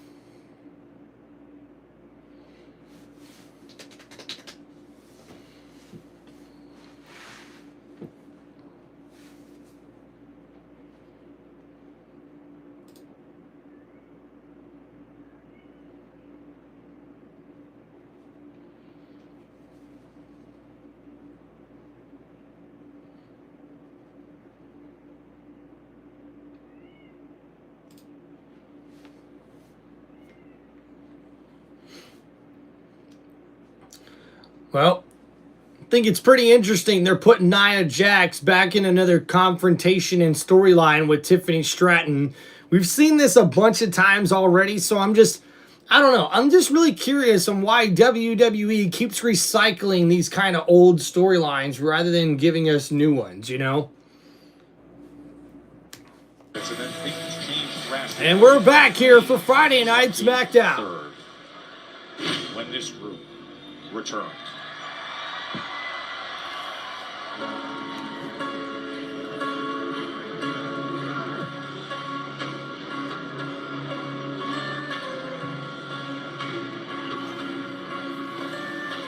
And guys, introducing next, they are the Wyatt 6.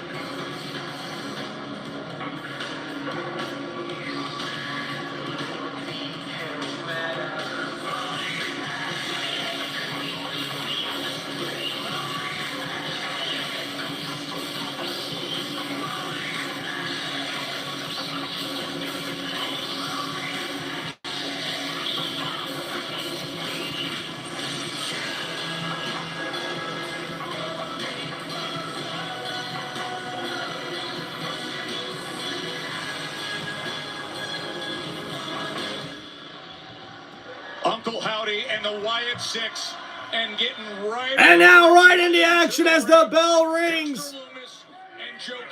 And Dexter Lumis and Joe Gacy are the ones in this matchup as Gacy takes out Alex Shelley. And now Chris Sabin is in trouble. The double team there connects. And now Lumis there with their drought. And now the drop there on top of Sabin from Casey. The cover. And a kick out there. Where his the brotherhood been? Where has the respect been? I think the Wyatt 6 here. And now the tag made. Dexter Lumis makes his way back into the matchup.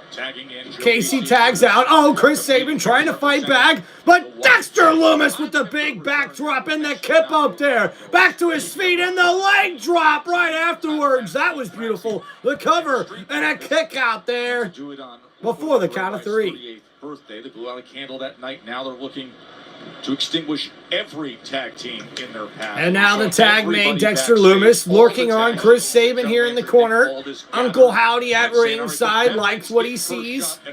And now Casey. Oh, with the nice backbreaker there on Chris Sabin. We see Alex Shelley is now back into the apron. A nice lion salt moonsault off the middle rope there from Casey, but a kick out from Chris Sabin. And oh, we seen Shelley knocked off of the apron there. The Wyatt 6. And now Casey makes the tag to Dexter Lumis. Now Lumis enters the fray against Chris Sabin. And now looking for a double team here, I think, from Casey and Lumis. But Casey steps out the ring. Lumis continues to fight and keeps the pressure on Chris Sabin. And now the tag made. Frequent tags made here by the Wyatt 6. Lumis and Casey throwing Sabin against the ropes. Oh, and Sabin breaks through it. Oh, and pulls the rope down. Casey goes over, and now Lumis thrown outside the ring as well. And now the tag made. Chris Sabin, Alex Shelley, the Motor City Machine Guns looking to get back in this match, and the drop kick connects. Baseball slide drop kicks. Oh, and now sending themselves over the top ropes after those baseball drop kicks. Uh-oh. And Eric Rowan staring down the Motor City Machine Guns as we head to another commercial break here. Will the Motor City Machine Guns be able to defeat the Wyatt 6 here in this tag team matchup on Friday Night SmackDown? We will find out coming up next. But guys, please make sure you hit that like button and subscribe to the channel. This is Tim Reynolds Show. Now let's go.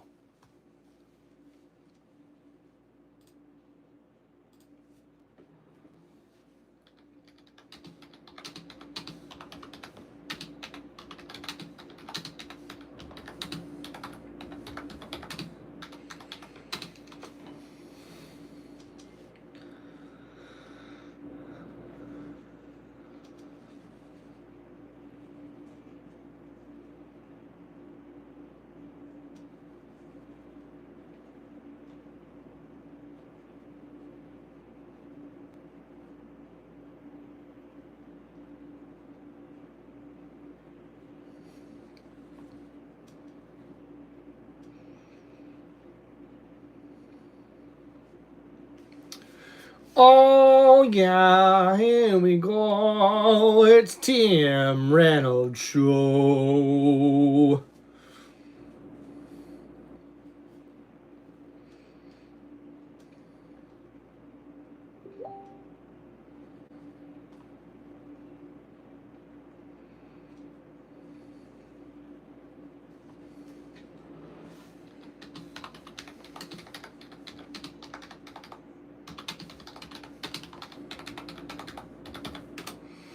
Man, if it's just, I don't know if it's just me or is this just taking longer than I thought.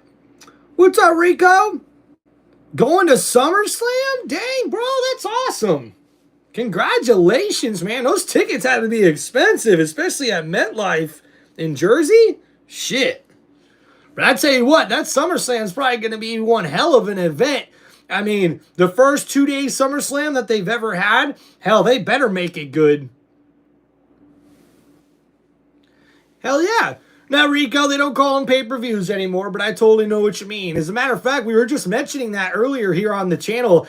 I've been a WWE fan long enough to remember that anytime there was a pay-per-view or a premium live event, as they call it now, you never had any commercials on those. And now, we've got commercials on freaking everything with WWE.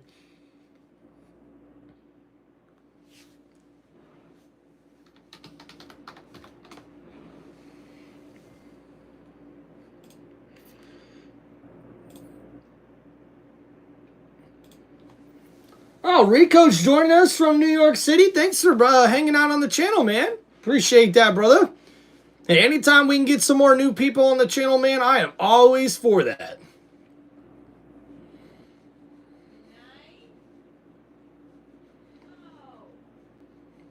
And now we're back in action here on Friday Night SmackDown as we see Casey has been taken out and Alex Shelley trying to make a tag to Chris Sabin in the corner. And he does! And the Motor City Machine Guns are back in this matchup. Chris Sabin from the top rope with the missile drop kick. And now Dexter Lumis makes the tag, and now Sabin's ready for him with the chops back and forth. Dexter Lumis, though, oh, God, caught with the bulldog from Chris Sabin. Sabin now on the attack. Oh, and the Enziguri takes out Lumis. And now Dexter's in trouble. The cover here.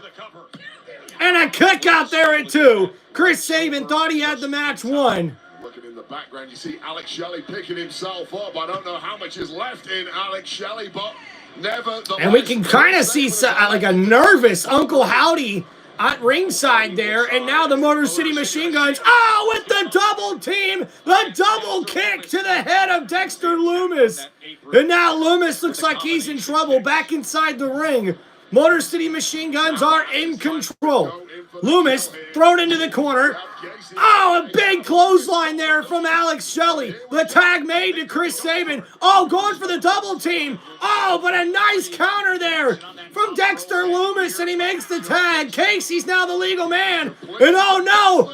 Oh, springboard double clothesline connects. And now Casey has the Wyatt 6 back up in this matchup. And now Dexter Lumis power bombed on Chris Sabin by Casey. Beautiful move there. Nice double team. The cover. And Lumis able to kick out. Dexter Lumis celebrating that moment. Now Dexter Lumis, the Wyatt 6, looking to put this matchup away as the Motor City Machine Guns have fought their best fight. But Dexter Lumis says that's enough. He picks up Chris Sabin, throws him into the corner. White Sabin with a drop kick takes out Casey, who drops off the ring apron, and Lumis catches a boot right to the chin. Chris Sabin trying to fight back in this. Oh, went for the DDT, and Lumis sort of fell. A nice slip up of a maneuver there looked like for Sabin, but it does work. And now the tag made. Alex Shelley, the legal man. Oh, the drop and the drop kick there. And now the double team from Vintage Motor City Machine Guns. The drop kick right to the forehead of Dexter Lumis. And looks like the Wyatt 6 could be losing this matchup. Uncle Howdy at ringside does not look happy. Tag made. Motor City Machine Guns looking to put this away, but Casey back in the match takes out Shelley, and now Sabin catches a headbutt as well. Lumis, Casey, oh, with the double team. As Casey takes out the legs, Dexter Lumis with the super kick, the cover. As he kicks free. And you see Uncle Howdy giving instructions. Finish it the way. And now Uncle Howdy calling the shots. Oh, Casey takes out Alex Shelley outside the ring. Oh, and the huge leg drop from the top rope from Dexter Lumis. And that's all, folks. The Wyatt 6 get the victory here in their first matchup on Friday Night SmackDown. Had the match won already, but apparently Uncle Howdy wanted a statement, and that high and a huge leg drop there from Dexter Lumis as he gets the victory for the Wyatt 6. Perhaps one tag team down, more to follow. Who would want to be in SmackDown's tag ranks with this crew around? Woo! And I tell you what, I don't know if I'd want to miss the Wyatt 6. That's for sure. And guys, let's not forget, we still got one more first round fatal 4-way match in the King of the Ring tournament with Cody Rhodes, Damian Priest, Andrade, and Shinsuke Nakamura battling it out to find out who will advance to the second round. But there's the WWE champion, John Cena and Jimmy Uso? Have you seen R-Truth? No, I haven't. Have you seen Ron Killings? Listen, man, I ain't seen either one of them. I know you're close. So do me a favor. Let him know I'm on the way to the ring right now. Tell him to meet me there. Why would John tell Jimmy that? What? Okay, something's up here. What was that about? What was that about? Why did we just see an interaction between John Cena and Jimmy Uso backstage telling him to let Ron Killings know that Cena's going out to the ring right now? I guess probably to call out Ron Killings, but why would he go talk to Jimmy Uso? Are you guys thinking what I'm thinking here? Could we see Jimmy Uso on a solo WWE Championship run? I mean, like the famous kid in Angels in the Outfield once said, it could happen. Rico says he thinks it's nothing. Well, Rico, you know with WWE though, man, there's always a little something to something. You know what I'm saying? Like maybe this might not be a big something, but hey, I like being a little bit of an optimist myself. I mean, Jimmy Uso, let's face it, man, he's took his bumps. He's definitely been one of those guys who's been a team player over the years. And let's face it, we haven't seen a singles run with Jimmy Uso yet, right? So seeing him do maybe exactly what his brother Jay did, it's possible, man. I think we could see it happen. Yo, Blizzard, welcome back to the chat, man. He got Lex Mingo.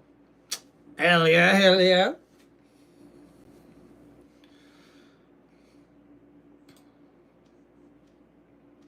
Don't stop, make it pop, DJ, blow my fingers up. Tonight, I'ma fight to see the sunlight. Tick tock on the clock, no, the party don't stop, and no, whoa, whoa, whoa, singing, whoa, whoa, whoa.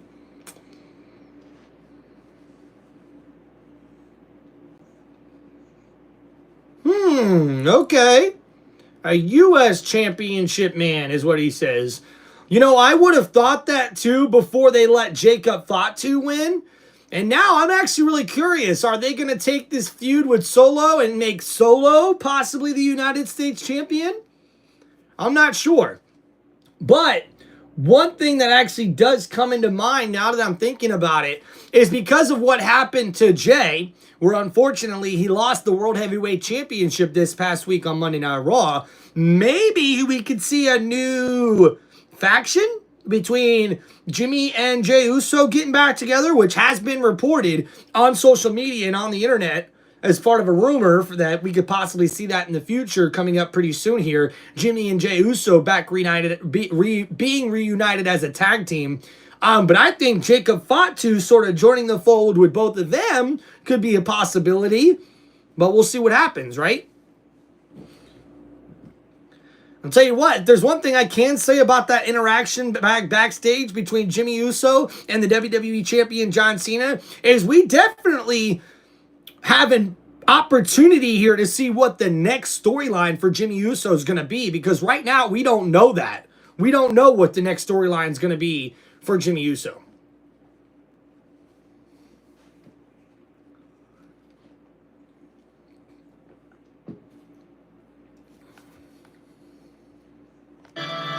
Under. Bum ba-dum bum bum. You's a bum, man. You's a bum.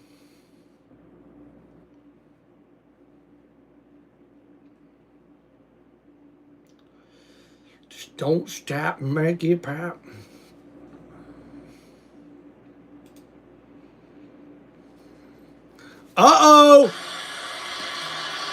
And And here comes the WWE Champion, who does not look happy as he heads out to the ring, looking to grab a mic. And now, Shut your mouths.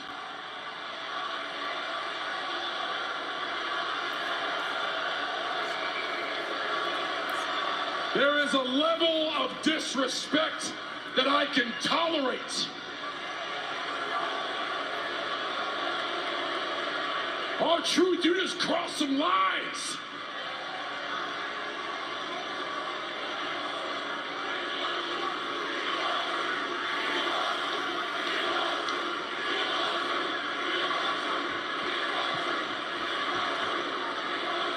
For once, I agree with you. There's a time to talk and a time to fight. Truth, get out here and let's fight right now.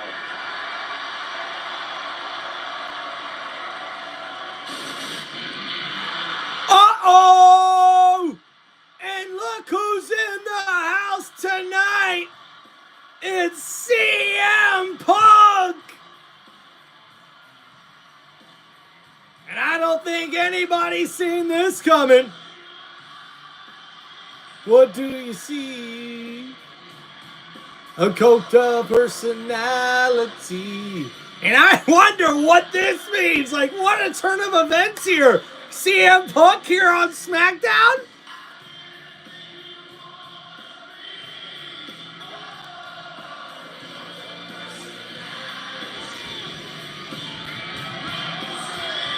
CM Punk is going to get his chance with the undisputed WWE Champion John Cena Saturday, June 28th. Night of Champions.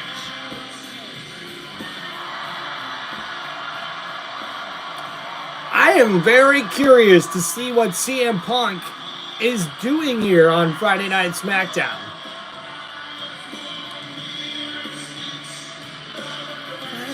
Lights. Follow me. Only you can set me free.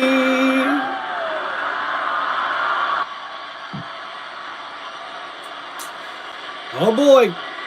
And the crowd there in Lexington, Kentucky starts with the CM Punk chants.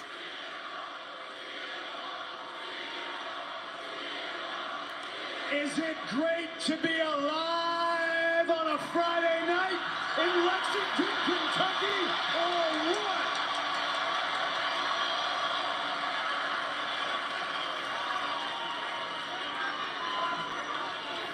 Did I hear you say something about disrespect? You're tired of being disrespected? John,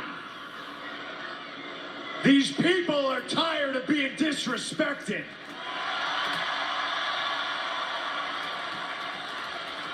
But now, CM Punk has a microphone, and I think you can trust when I say that we have yet to begin to reach the levels of disrespect that we are capable of.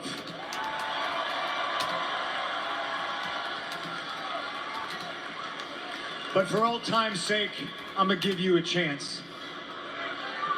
Give you the benefit of the doubt. Now, maybe my empathy is too much. Maybe I'm a little bit too Obi-Wan Kenobi talking to Darth Vader, looking for Anakin Skywalker in there somewhere. I know he's in there. So I'm going to give you the chance in front of this legendary wrestling town.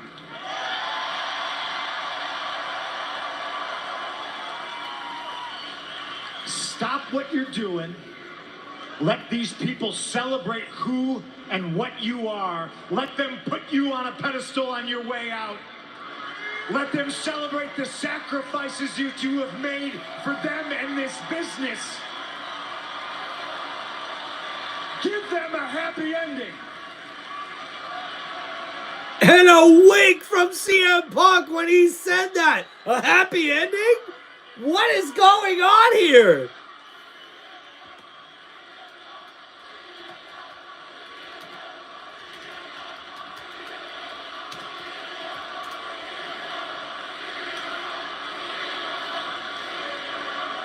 Why? No. Why would I waste my time?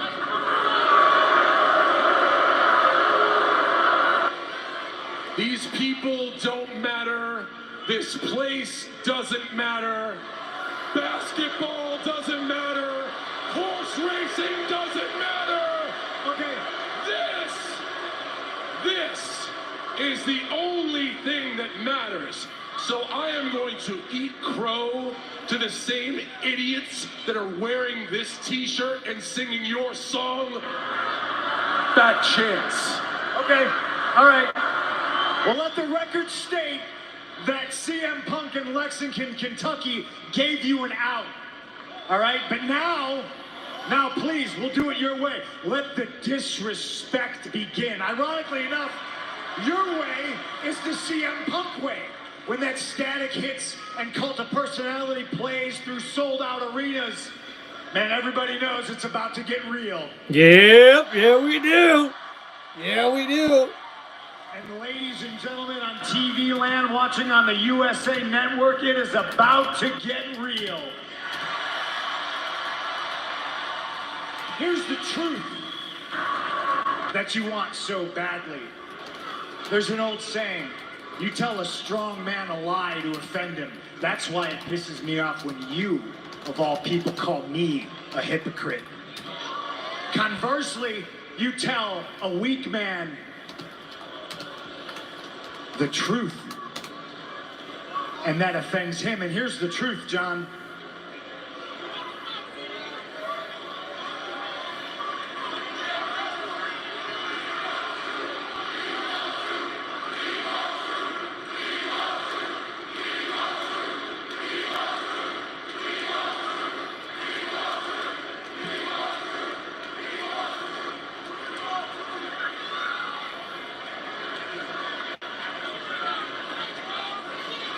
You can't beat me.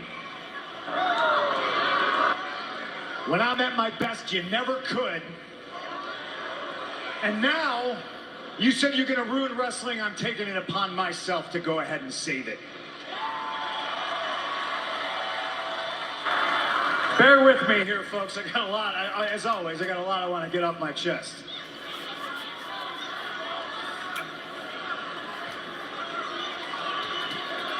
What was the other thing you said to me? Something about sociopathic confidence? Yeah, all right. That one I actually take as a compliment. Because of my unwavering confidence in me and my ability that has brought me to the mountaintop time and time again. When people like you said they didn't see it. When people like you said I didn't have it.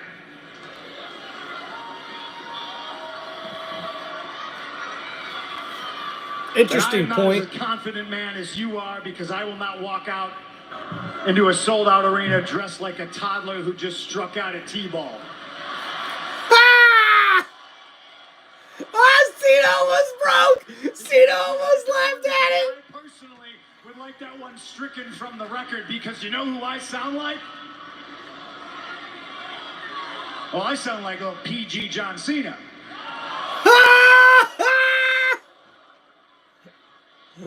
Which is ironic, because you know who you sound like? I'm going to ruin wrestling. I'm going to take the strap and leave. Man, you sound like CM Punk. Oh! Oh, how the tables have turned. You're stealing my best material, John. I won the title. I left with the title. You're trying to follow in my footsteps. Whoa! Whoa! I did it. I said I was going to do it, and I did it. And you know what? You couldn't stop me. You think challenging me at Night of Champions is going to stop me? John boy, just like old times. Here's CM Punk to make your title run interesting. Here comes CM Punk to make John Cena's retirement tour palatable, watchable. Get the rocket fuel and fuel up that private jet that you fly around in. I will follow you to Mars to beat your ass. Oh! Damn! Punk ain't scared. Hell, to prove that I am better than you. Here's some more truth, ladies and gentlemen. Here's some truth for you, John. It's not all bad. You are a goat. but so am I. And I've beaten you in my hometown, and I've beaten you in your hometown, and I will beat you at Night of Champions. You are the GOAT that I will spit roast and sacrifice to the gods of wrestling. Oh, that's a line. Who actually belong on a Mount Rushmore. Guys like Terry Funk, Harley Race, Bret Hart, Eddie Guerrero. The audacity to put yourself on a Mount Rushmore once, let alone 4 times. You're a joke. Here's some more truth for you, John. You can't see me. I see through you.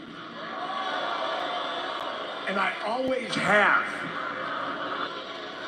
And that's the truth.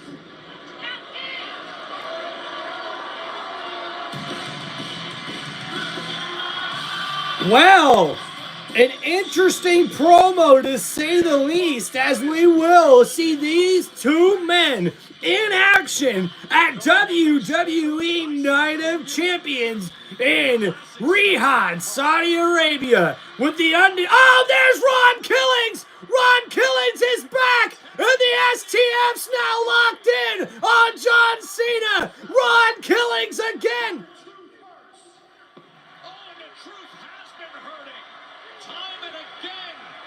Since the dismissive disrespect of our truth.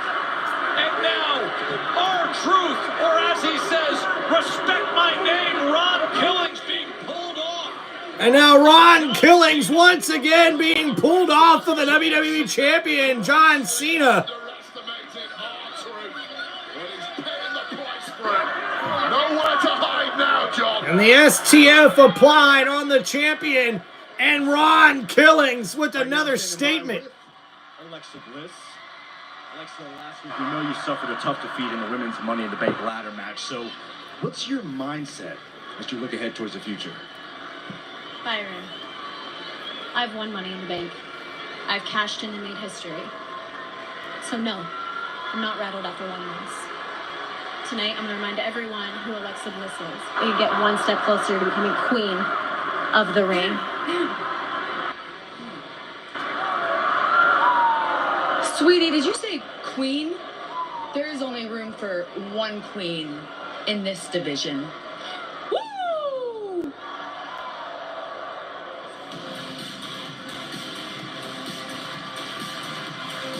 Well, well, well. The Queen, Charlotte Flair, makes her way down to the ring for our next matchup of the evening. This will be a fatal 4-way match, and it is a first-round matchup for the Queen of the Ring tournament. And a beautiful outfit from Charlotte Flair with the gold and silver. Uh-oh! But she is interrupted by Alexa Bliss! The queen of the industry, Charlotte Flair. Alexa Bliss just in. There are exceptions to every rule, I suppose. And Alexa Bliss had no problem interrupting the Queen's entrance after she interrupted her interview backstage. But guys, our fatal 4-way first-round matchup is coming up next for the Queen of the Ring tournament. And remember, Chelsea Green has been replaced by Alba Fire in this matchup, where we also will see Candice LeRae take on Alexa Bliss and Charlotte Flair in this fatal 4-way matchup. All right, guys, thank you, everybody, for hanging out here on Tim Reynolds Show. Please make sure you guys hit that like button and subscribe to the channel. So, honestly, guys, let's talk about what just happened here. So, it's almost like we did a retake, right? So we kicked off the show with John Cena coming out, delivering a promo, letting us know he's gonna defeat CM Punk at Night of Champions, and then he's interrupted by Cody Rhodes, Randy Orton, and LA Knight. Now, this set up the first Fatal 4-Way match of the night where Randy Orton, LA Knight, took on Carmelo Hayes and Aleister Black. And in that matchup, we seen Randy Orton was able to get the victory to advance into the second round of the King of the Ring tournament. But where I'm a little baffled here is that we seen John Cena get attacked by Ron Killings earlier to start the show off. And after it happened, John Cena went backstage and was furious at General Manager Nick Aldis on why it all happened. So then he runs into Jimmy Uso backstage and tells him to tell Ron Killings R-Truth that he's looking for him and he's going to go back out to the ring to call him out, which John Cena then does. But then it's CM Punk who's the one who arrives to confront John Cena, and then another sneak attack from Ron Killings on John Cena. Like, what is going on here? I am so confused. All right, what's up, GG? All right, guys, we'll be right back. Hold it down, chat, if you will. Just got to make a quick bathroom break, and we'll be right back for live play-by-play for WWE Friday Night SmackDown here on Tim Reynolds Show. All right, be right back, guys. Ooh.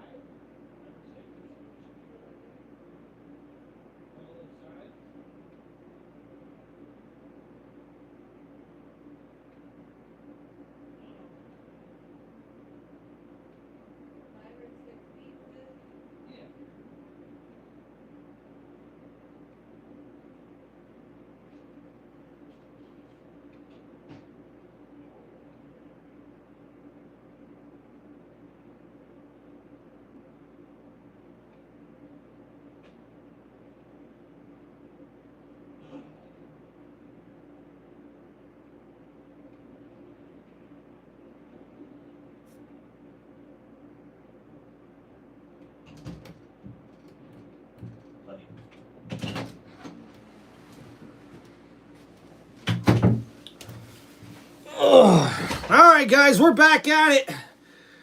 It looks like we're seeing some action already here as Alexa Bliss runs shoulder first into Candice LeRae, but then Charlotte Flair takes out Alexa Bliss as she throws her outside the ring and then brushes off the shoulder. And now Candice LeRae looks like she's in trouble, and oh my goodness! she's just tossed right into Alba Fire. The cover here by Charlotte Flair, and Alba able to kick out at 2. Charlotte Flair now going for the cover on Candice, but Candice kicks out as well. And now, oh, the chop from Charlotte Flair across the chest of Alba Fire and Candice LeRae. Back and forth, Charlotte with the chops, man. And now another chop. Oh, but now the double team here. Candice LeRae now beating down Charlotte Flair after Alba Fire takes her out with a big kick. And now the double team. Wait a minute. Wait a minute. Alba Fire using the tie as a weapon around the face of Charlotte Flair. To fight for a championship at SummerSlam. Championship opportunity August 2nd. And August 3rd. Oh, and the double team there with the chop twice to the chest of Charlotte Flair by Alba Fire. And we see her and Candice working well together. Oh, and Candice LeRae with a big right elbow to the throat of Charlotte Flair. And this double team is really taking a toll on Charlotte here. And now, off the ropes goes Charlotte. Charlotte actually able to hold on. Oh, and a kick to the chest of Candice. And a big right elbow to Alba Fire. And now, oh, Candice LeRae gets knocked down by Charlotte Flair. But wait a minute, Alexa Bliss with the crossbody. And almost gets the cover on Charlotte Flair. But wait a minute, going for the Fiend DDT. But there, the double team again from Alba Fire and Candice LeRae. Yeah, don't worry, Rami. None of us really like John Cena anymore.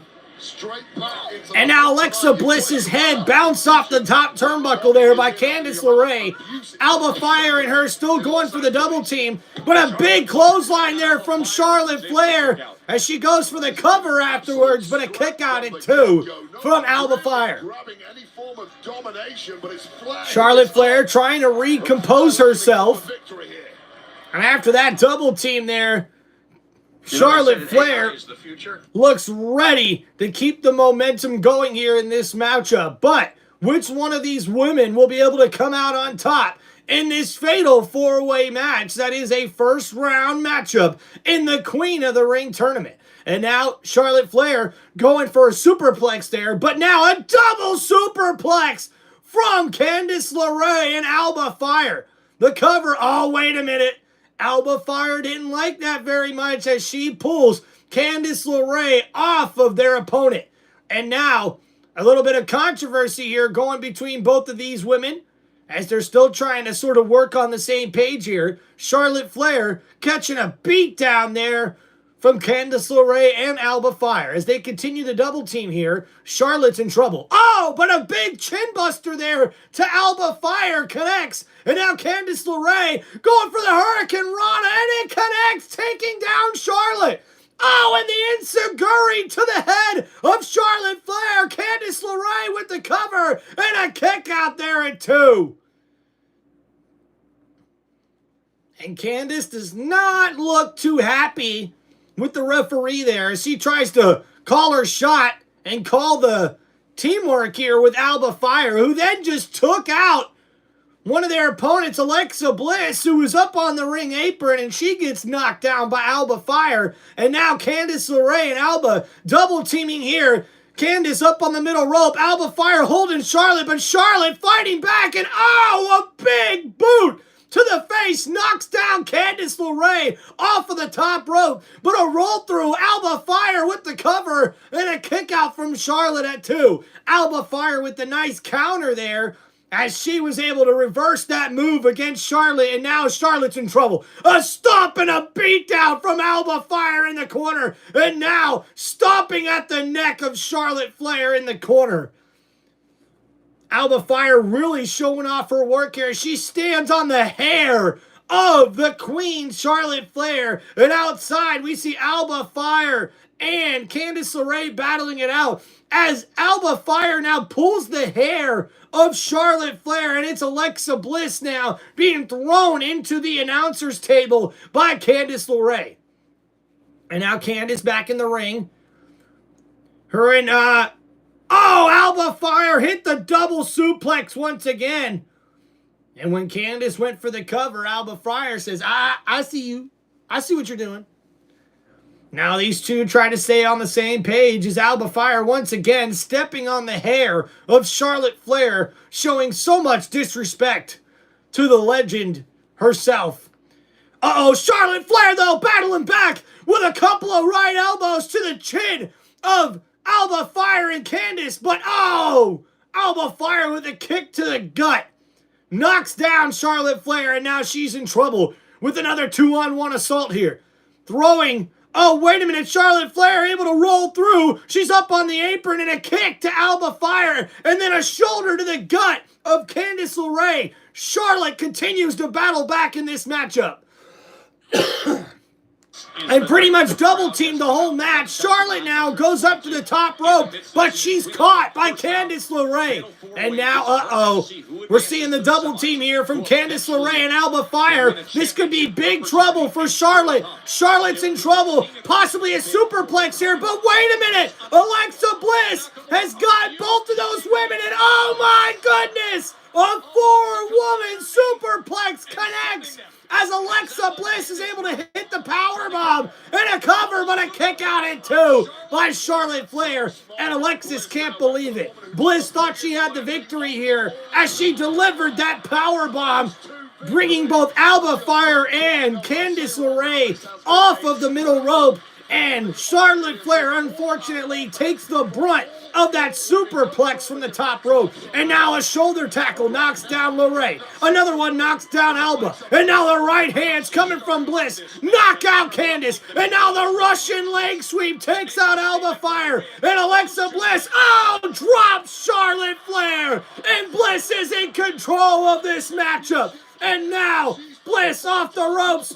Wait a minute! Oh, the code breaker from Candice LeRae, and she also lands on top of Charlotte Flair. But wait a minute, Alba Fire with the front suplex drops Candice LeRae, but the flip over neck breaker takes out Alba Fire, but their natural selection from Charlotte Flair on Alexa Bliss. And now, uh-oh, Charlotte looking to put this match away.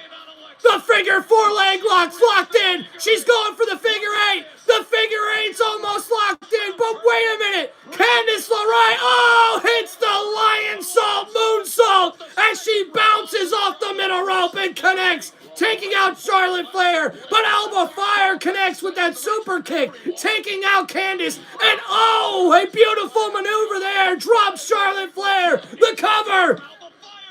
And Alexa Bliss breaks up that 3 count. Breaks it up. Remember, Alba Fire subbing in for Chelsea. And Alba Fire subbing in for Chelsea Green in this matchup here, and she's definitely brought it. But now Alexa Bliss is on the attack. The kick to the gut of Alba Fire, and the DDT connects. And Alexa Bliss is now headed to the top rope as she looks to put this matchup away. Could we see Twisted Bliss?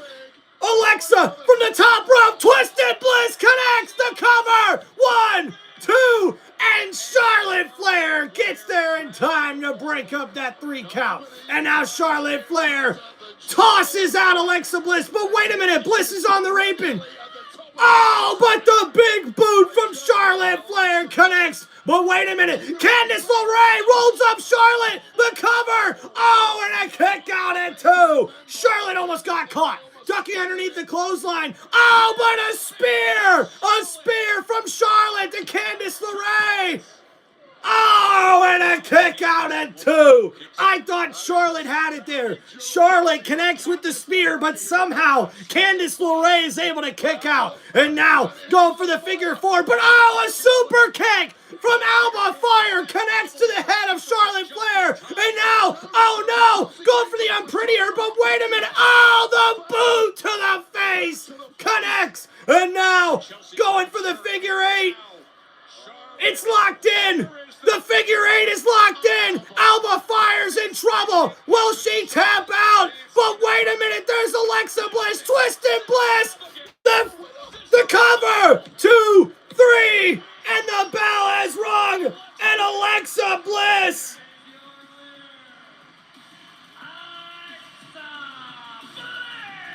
And Alexa Bliss hits the Fiend DDT right as Charlotte Flair had the figure 8 leg lock locked in, but Charlotte could not force Alba Fire to tap out before Alexa Bliss would get the victory here as she advances to the second round of the Queen of the Ring tournament.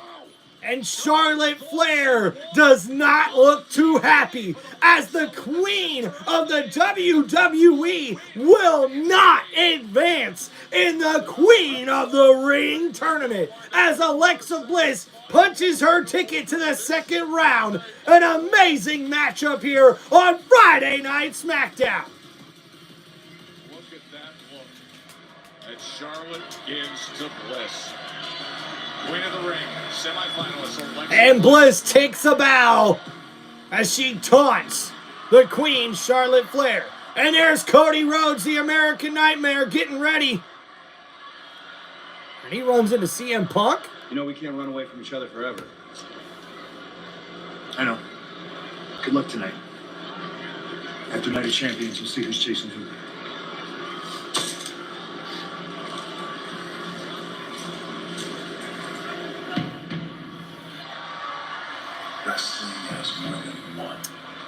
I guess it is only a matter of time before we'll see Cody Rhodes go one-on-one with CM Punk, especially after what their feud was in AEW all those years ago.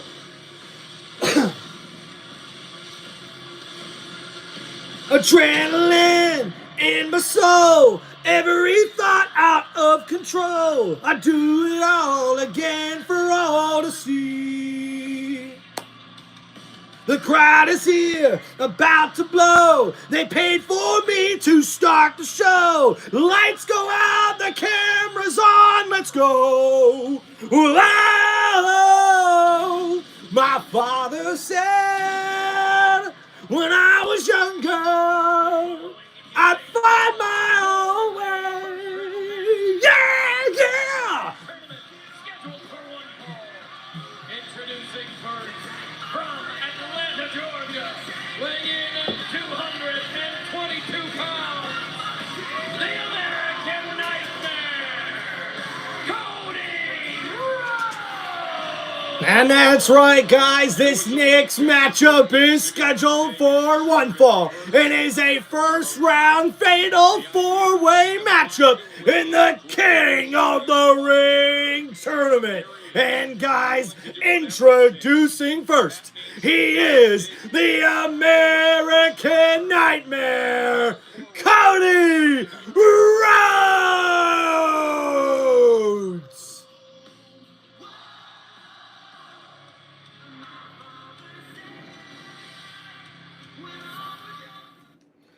What's up, WWJ? We also got JWFSC in the house. Hope you guys are doing good. Carson, what's going on, bro? Welcome back to the chat, man. Been a while. And guys, after Gunther was able to reclaim the World Heavyweight Championship, defeating main event Jey Uso, what will be in store in Green Bay, Wisconsin when we see WWE Monday Night Raw?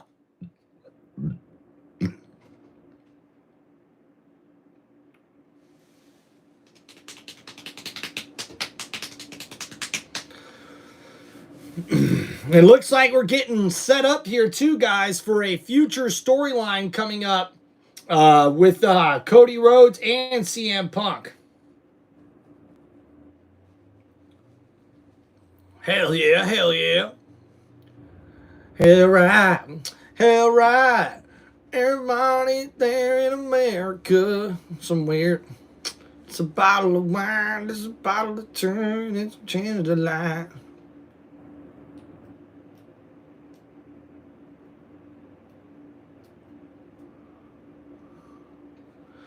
Boom, boom, ba, da, da, da, da, da, da. Dun, dun, dun, dun, dun.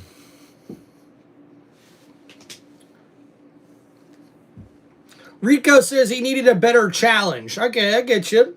Are you referring to CM Punk, or are you referring to John Cena, or Cody Rhodes? Who are you referring to there, Rico?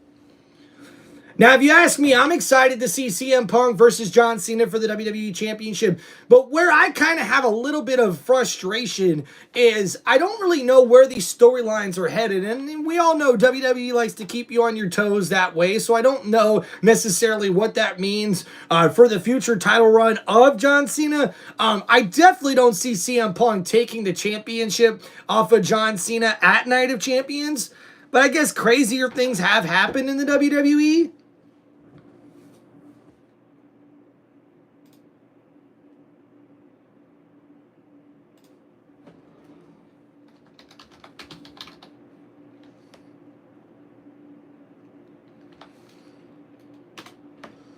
Okay, so guys, we've got breaking news. I have just found on social media that apparently Ron Killings ran into general manager Nick Aldis backstage on SmackDown tonight.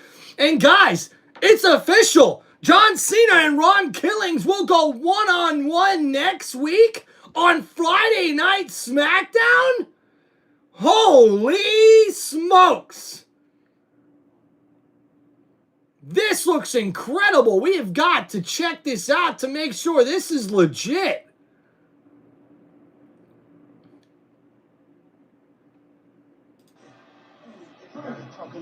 What the hell are you doing, man? I already got an earful from Cena earlier tonight. Now you jumping again. I can't let you keep doing this on my show. What do you want me to do? Give me a match against Cena next week. You and Cena next week? Yeah. Done. I'm driving now. Well, there you have it, folks. It is official. Posted on WWE's social media account about 15 minutes ago. And looks like they're going to run it back. It's going to be Ron Killings versus John Cena next week on Friday Night SmackDown. And next Friday, SmackDown will be in Grand Rapids, Michigan. Wow. And guys, not only that, we found out earlier tonight that Randy Orton would advance to the second round of the King of the Ring tournament. And next Friday night, we will see the semifinals where Randy Orton will go one-on-one with Sami Zayn. And we also will see Alexa Bliss in the second round of the Queen of the Ring tournament. And next Friday, we will find out who her opponent will be in the semifinals. But it is official here as they advertise it. R-Truth will go one-on-one next Friday with the undisputed WWE Champion, John Cena. John Cena gets a chance to go even as he goes head-to-head. Yeah, I don't see Ron dethroning Cena for the championship. That would definitely be a shocker.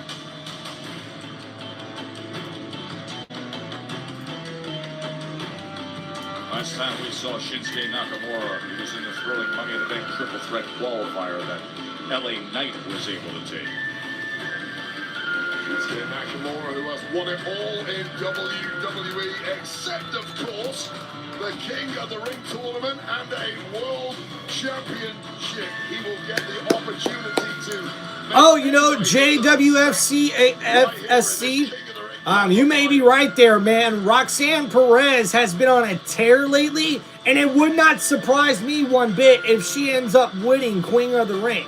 Let's remember, it was only a couple years ago, Zelina Vega was the one who ended up shocking all of us and winning that Queen of the Ring tournament just a few years ago. So it would not be out of the realm of possibility to see Roxanne Perez win that match and win that tournament.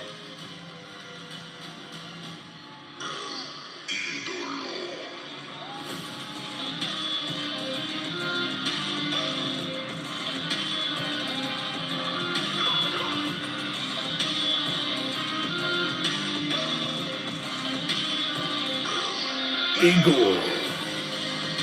And their opponent from Gomez, Palacio, Durango, Mexico, weighing in at 230 pounds, Andrade! Wade, you, Pat, and Cole were excellent on the call Money in the Bank, but one of the wow moments, I think you nearly jumped out of your seat. That's probably a good guess there, JW, as far as Cody Rhodes getting the championship back. But I think there's a lot more potential with Cody Rhodes not being the champion to have more creative storylines with Cody Rhodes in it than Cody Rhodes being back in the championship picture. Now, that's where he belongs. We can all agree on that. Cody Rhodes is one of the most hyped up and best superstars in WWE today, so he deserves to be in the championship picture. I'm just saying, Cody Rhodes is that guy that can be a big storyline guy no matter if he's chasing the championship or not. And on his way, coming out to the ring next, he's one of the legit contenders in this fatal four-way matchup here, and a legit contender to win the King of the Ring tournament. He is Damian Priest. And their opponent from New York City, weighing in at 249 pounds, Damian Priest. Priest understands the value of winning King of the Ring from the other side. Last year's winner, Gunther, will be a top win here. This is Priest's first time in competing in the King of the Ring tournament. Damian Priest has had a 12 months ruined by a combination of the Judgment Day and indeed Drew McIntyre. Those threats seemingly behind the big man now, focusing back on achieving big things here on SmackDown and beyond.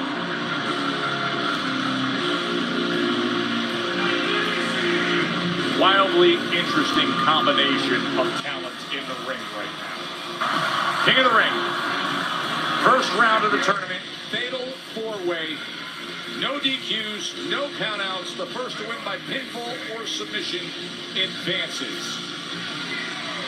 First, the winner of the King of the Ring gets a championship opportunity at SummerSlam. That comes your way from MetLife Stadium August 2nd and 3rd. King of the Ring finals will be at Night of Champions, Saturday, June 28th. That's streaming on Peacock. I'll tell you right now, the King of the Ring is a big enough motivator on its own. But and the bell has rung as we are officially underway in this fatal four-way match here on Friday Night SmackDown. Historically speaking. You can understand the early feeling out here with these four, Rhodes and Priest. Oh, and Shinsuke rolls out of the ring here, trying to play some sort of strategy, I'd imagine. And Shinsuke Nakamura wants nothing to do with his opponents inside the ring. Oh, Cody Rhodes leaps outside the ring and takes out Shinsuke. And oh, Andrade takes out Cody Rhodes. And now Damian Priest with the combination right hand. And now Andrade, though, with a diving forearm, takes out Damian Priest. And the kip up there by Andrade. And Andrade looking to make a statement early here. Bouncing off of one corner. But wait a minute, Rhodes back in, but catches a back elbow. But now Priest with the kick to the gut. Oh, and a huge superplex, or I should say suplex there. Priest went for the cover, but a kick out there too. Oh, and now the left hand from Rhodes on Damian Priest. Oh, wait a minute, went for the bionic elbow, but Priest, able to counter, but he catches a clothesline from Rhodes, who knocks him out over the ring apron. And now these two are battling it out outside the ring. The head of Damian Priest bounces off the ring apron. Now Shinsuke jumping off the ring, taking out Priest and attacking Cody Rhodes. And now these three men are all going at it outside the ring. But wait a minute, Andrade with a standing moonsault off the top rope outside the ring takes out all the contestants here in this fatal four-way matchup. Which one of these men will be able to take advantage and advance to the second round of the King of the Ring tournament? But we're going to find out here, guys. We're side by side on this commercial break. Andrade now throws Shinsuke back into the ring. The cover, and Nakamura finds a way to kick out before the count of 3. Andrade really putting up a good fight here in this match early.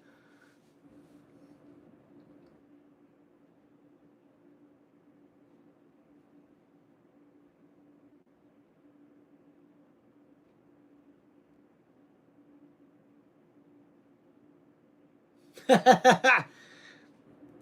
yeah, JWFSC, that might not be too bad, man. I mean, there's a lot of WWE programming, and oh my goodness, Shinsuke Nakamura with a knee to the side of the head of Andrade, and Cody Rhodes with the nice uppercut to Damian Priest inside the ring, but Priest throws Cody Rhodes into the corner. Rhodes able to counter, but then Priest able to fool Cody Rhodes and tricking him into connecting with that kick to the gut that knocks down Rhodes. And now Priest with the right elbow to the American Nightmare inside the ring as Shinsuke Nakamura and Andrade are back inside. Nakamura is now attacking Damian Priest.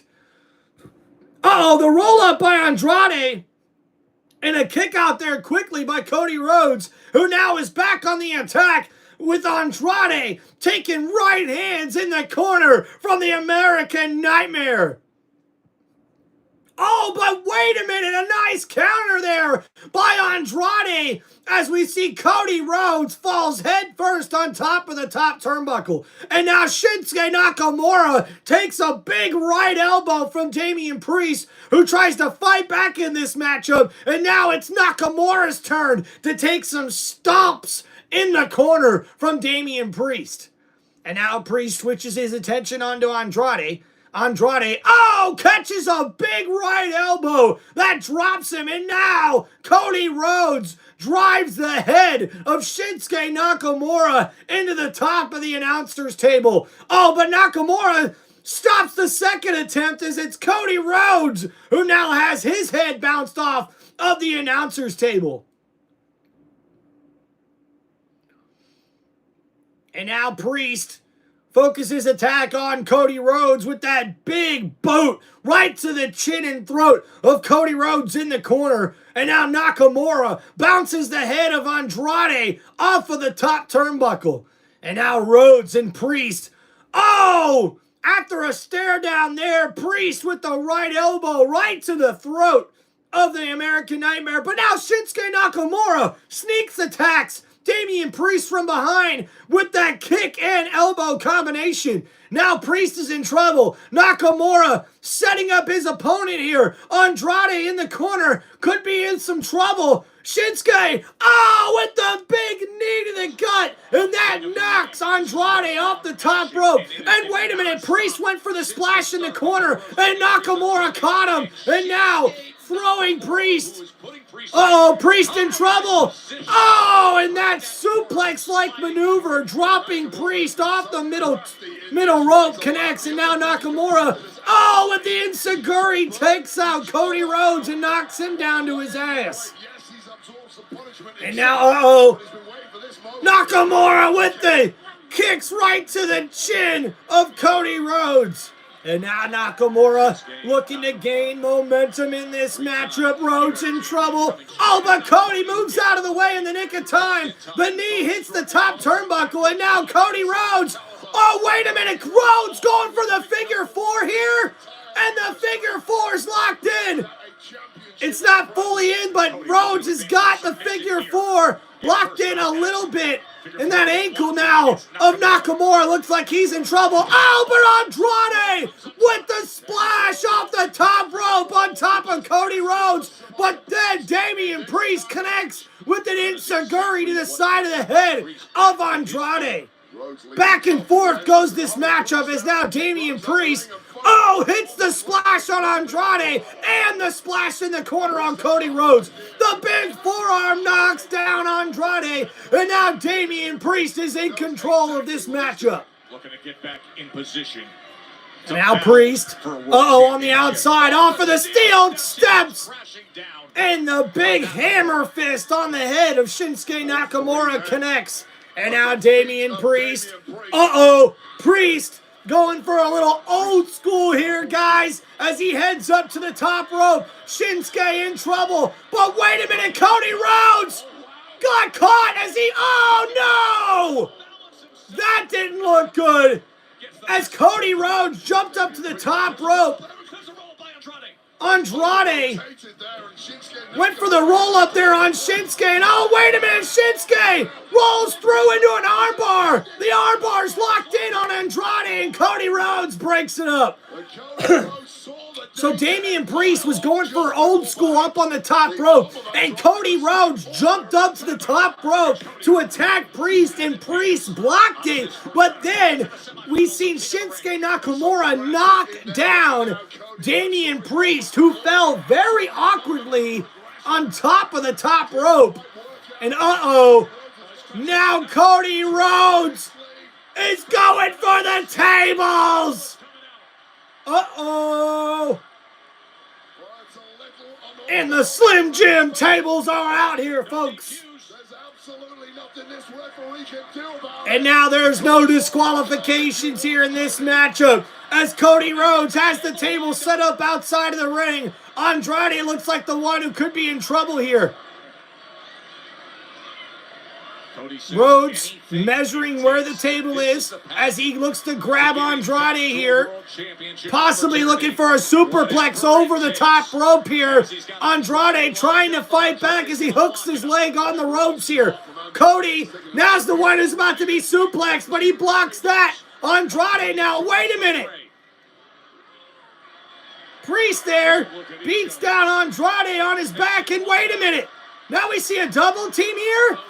Uh-oh, Priest and Andrade, or I should say Priest and the American Nightmare, but wait a minute, Shinsuke, flips over Andrade and takes him out. Oh no, Cody Rhodes just went through the table as Nakamura takes down Cody Rhodes with that enziguri kick that knocks Rhodes off the apron, and right through the table goes Cody Rhodes. And now Shinsuke Nakamura looks like he's in control of this matchup here. As he bounced, a block there from Damian Priest as we see Shinsuke trying to bounce the head of Damian Priest off the announcer's table. But Priest is the one who returns the favor and bounces the head of Shinsuke Nakamura off the announcer's table.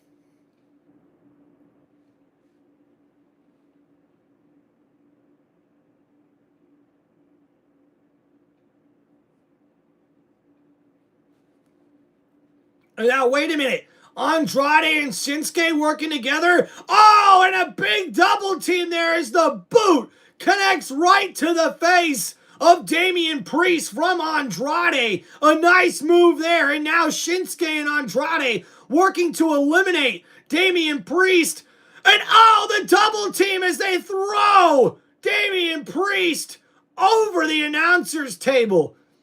And Priest looks like he may have hurt that knee that got tweaked a little earlier in the match that I mentioned just a little bit ago, guys.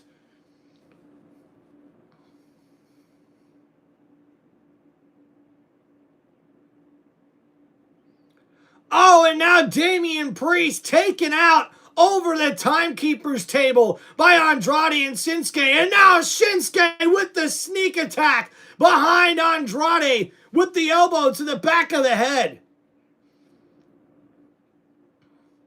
And now Shinsuke throws Andrade back inside the ring as Nakamura looks to remain in control.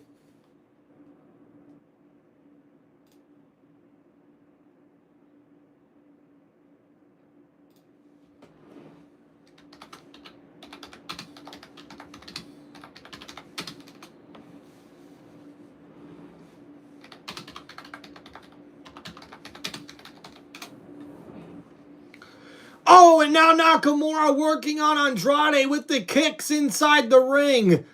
As we see Shinsuke Nakamura is complete in complete control of this matchup. But wait a minute, Andrade tried to counter, but the enziguri to the back of the head connects by Shinsuke. And now Shinsuke throwing Andrade into the corner, but Andrade able to counter, but Shinsuke throws Andrade over the top rope, but Andrade with the right elbow takes down Nakamura. Nakamura brought to his knees, and Andrade now possibly looking for a high-risk maneuver as he heads up towards the top rope. And now Andrade, knocked down off the top rope by Shinsuke Nakamura. Now both him and Andrade up on the middle rope here as they battle back and forth in a precarious situation up on the ropes here. But Andrade with the headbutt. Nakamura falls, but then the enziguri from Nakamura almost drops Andrade off the top rope. Andrade and Shinsuke Nakamura. And now Shinsuke Nakamura looking for the superplex, but Damian Priest stops that. And Razor's Edge. We could see Razor's Edge coming from Priest, but Nakamura is able to fight out of it. And now Nakamura pulled off the top rope by Priest. And Nakamura with the combination counters against Priest, but Priest, with the slam takes out Nakamura. And wait a minute, Andrade with the moonsault connects, but Priest is able to kick out, and the clothesline from Nakamura. Andrade though with the boot to the head, but then the fall away enziguri by Nakamura connects. But wait a minute. Cody Rhodes, the American Nightmare, back to his feet after he was taken out of this matchup and put through a table. Cody Rhodes is now back inside the ring. The American Nightmare trying to gather all the momentum he can. And the clothesline takes out Andrade. Another clothesline takes out Nakamura. And now Priest, the counter, throwing Rhodes into the corner. Rhodes able to counter over Priest. And the fall-away slam connects. But wait a minute, Andrade with the kick. But the jumping enziguri from the middle rope connects. And wait a minute. Cody Rhodes going for crossroads, but Nakamura able to counter. And now snapping over. The Kinshasa to the back of the head connects the cover, but Andrade was able to break up that pinfall. What a matchup! And a roll through. Damian Priest just got thrown into the corner as the back of his head bounces off the middle turnbuckle. Andrade looks to gain momentum in this matchup. And now, Andrade from one corner to the other with the Meteora, connecting to Shinsuke Nakamura with the double knees.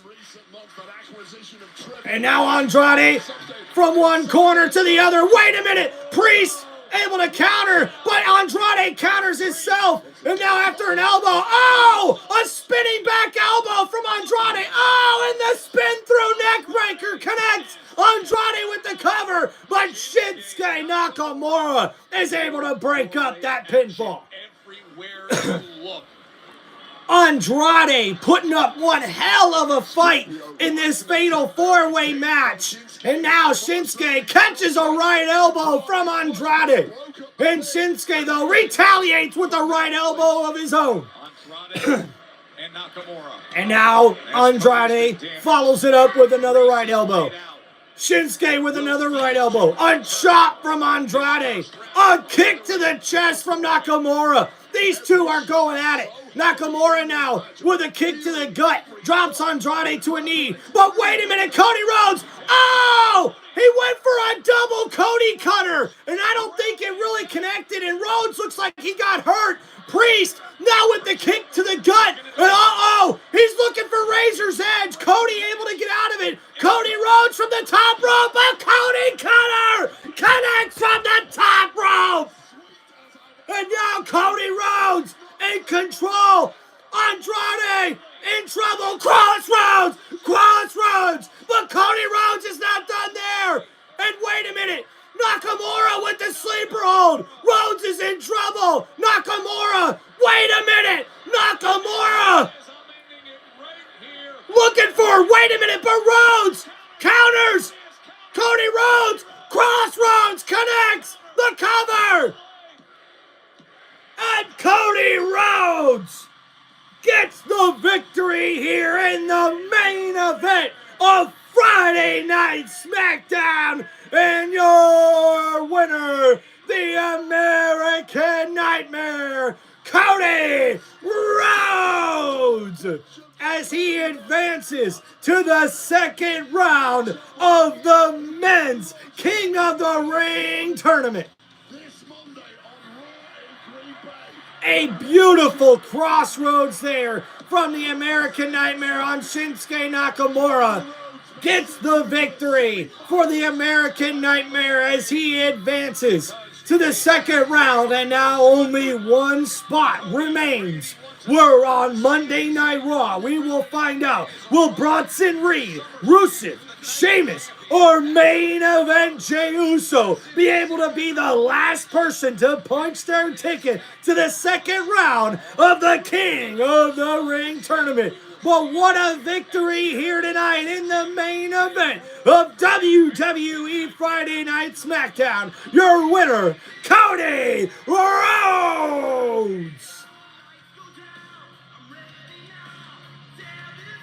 Up the town, give them what we came to see. And wow, what a matchup there. Andrade and Shinsuke Nakamura definitely put up one hell of a fight. And hell, we even seen Damian Priest laying the smackdown inside the ring. But the veteran himself, it's Cody Rhodes, who gets the victory and advances to the second round of the King of the Ring tournament.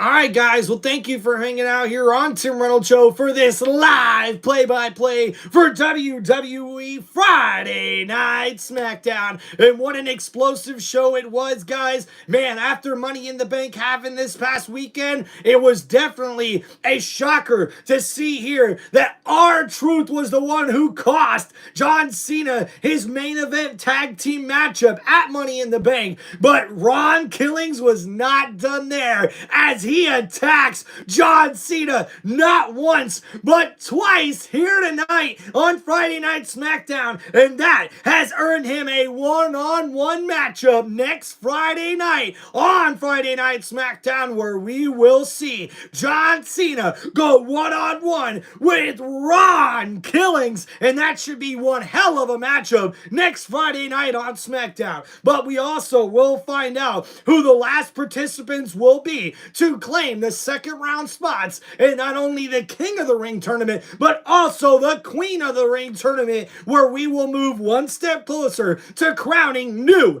Queen and King of the Rings at WWE Night of Champions, which is just a few weeks away, and just a few short weeks before WWE SummerSlam, where we will have for the first time ever a two-night SummerSlam premium live event, which I imagine is going to be a hell of a two-day show for the WWE Universe. And I cannot wait to bring you guys more live play-by-play action right here from one of the most electrifying sports entertainment channels on YouTube today. This is Tim Reynolds Show. Now let's go. Thank you everybody for hanging out here on the channel. Please make sure you guys hit that like button and subscribe to Tim Reynolds Show for more of my live play-by-play broadcasting sports entertainment content that you only get right here on Tim Reynolds Show on my YouTube channel. Thank you guys so much for all the love and support. Please make sure you guys go check out channel memberships that are now live on my YouTube channel for Tim Reynolds Show, and we'll see you guys next time we go live for play-by-play, not only for WWE's Monday Night Raw or Friday Night SmackDown, but guys, we are right around the corner from the 2025 college football and NFL season, and I cannot wait to bring you guys more football football content right here on Tim Reynolds Show. We'll see you guys next time. Enjoy the rest of your weekend and the rest of your Friday night. But please, guys, make sure you hit that like button and subscribe to the channel. We'll see you next time on another live play-by-play on Tim Reynolds Show. Let's go. Peace out, everybody, and enjoy the rest of your weekend and the rest of your Friday night. We'll see you next time on Tim Reynolds Show.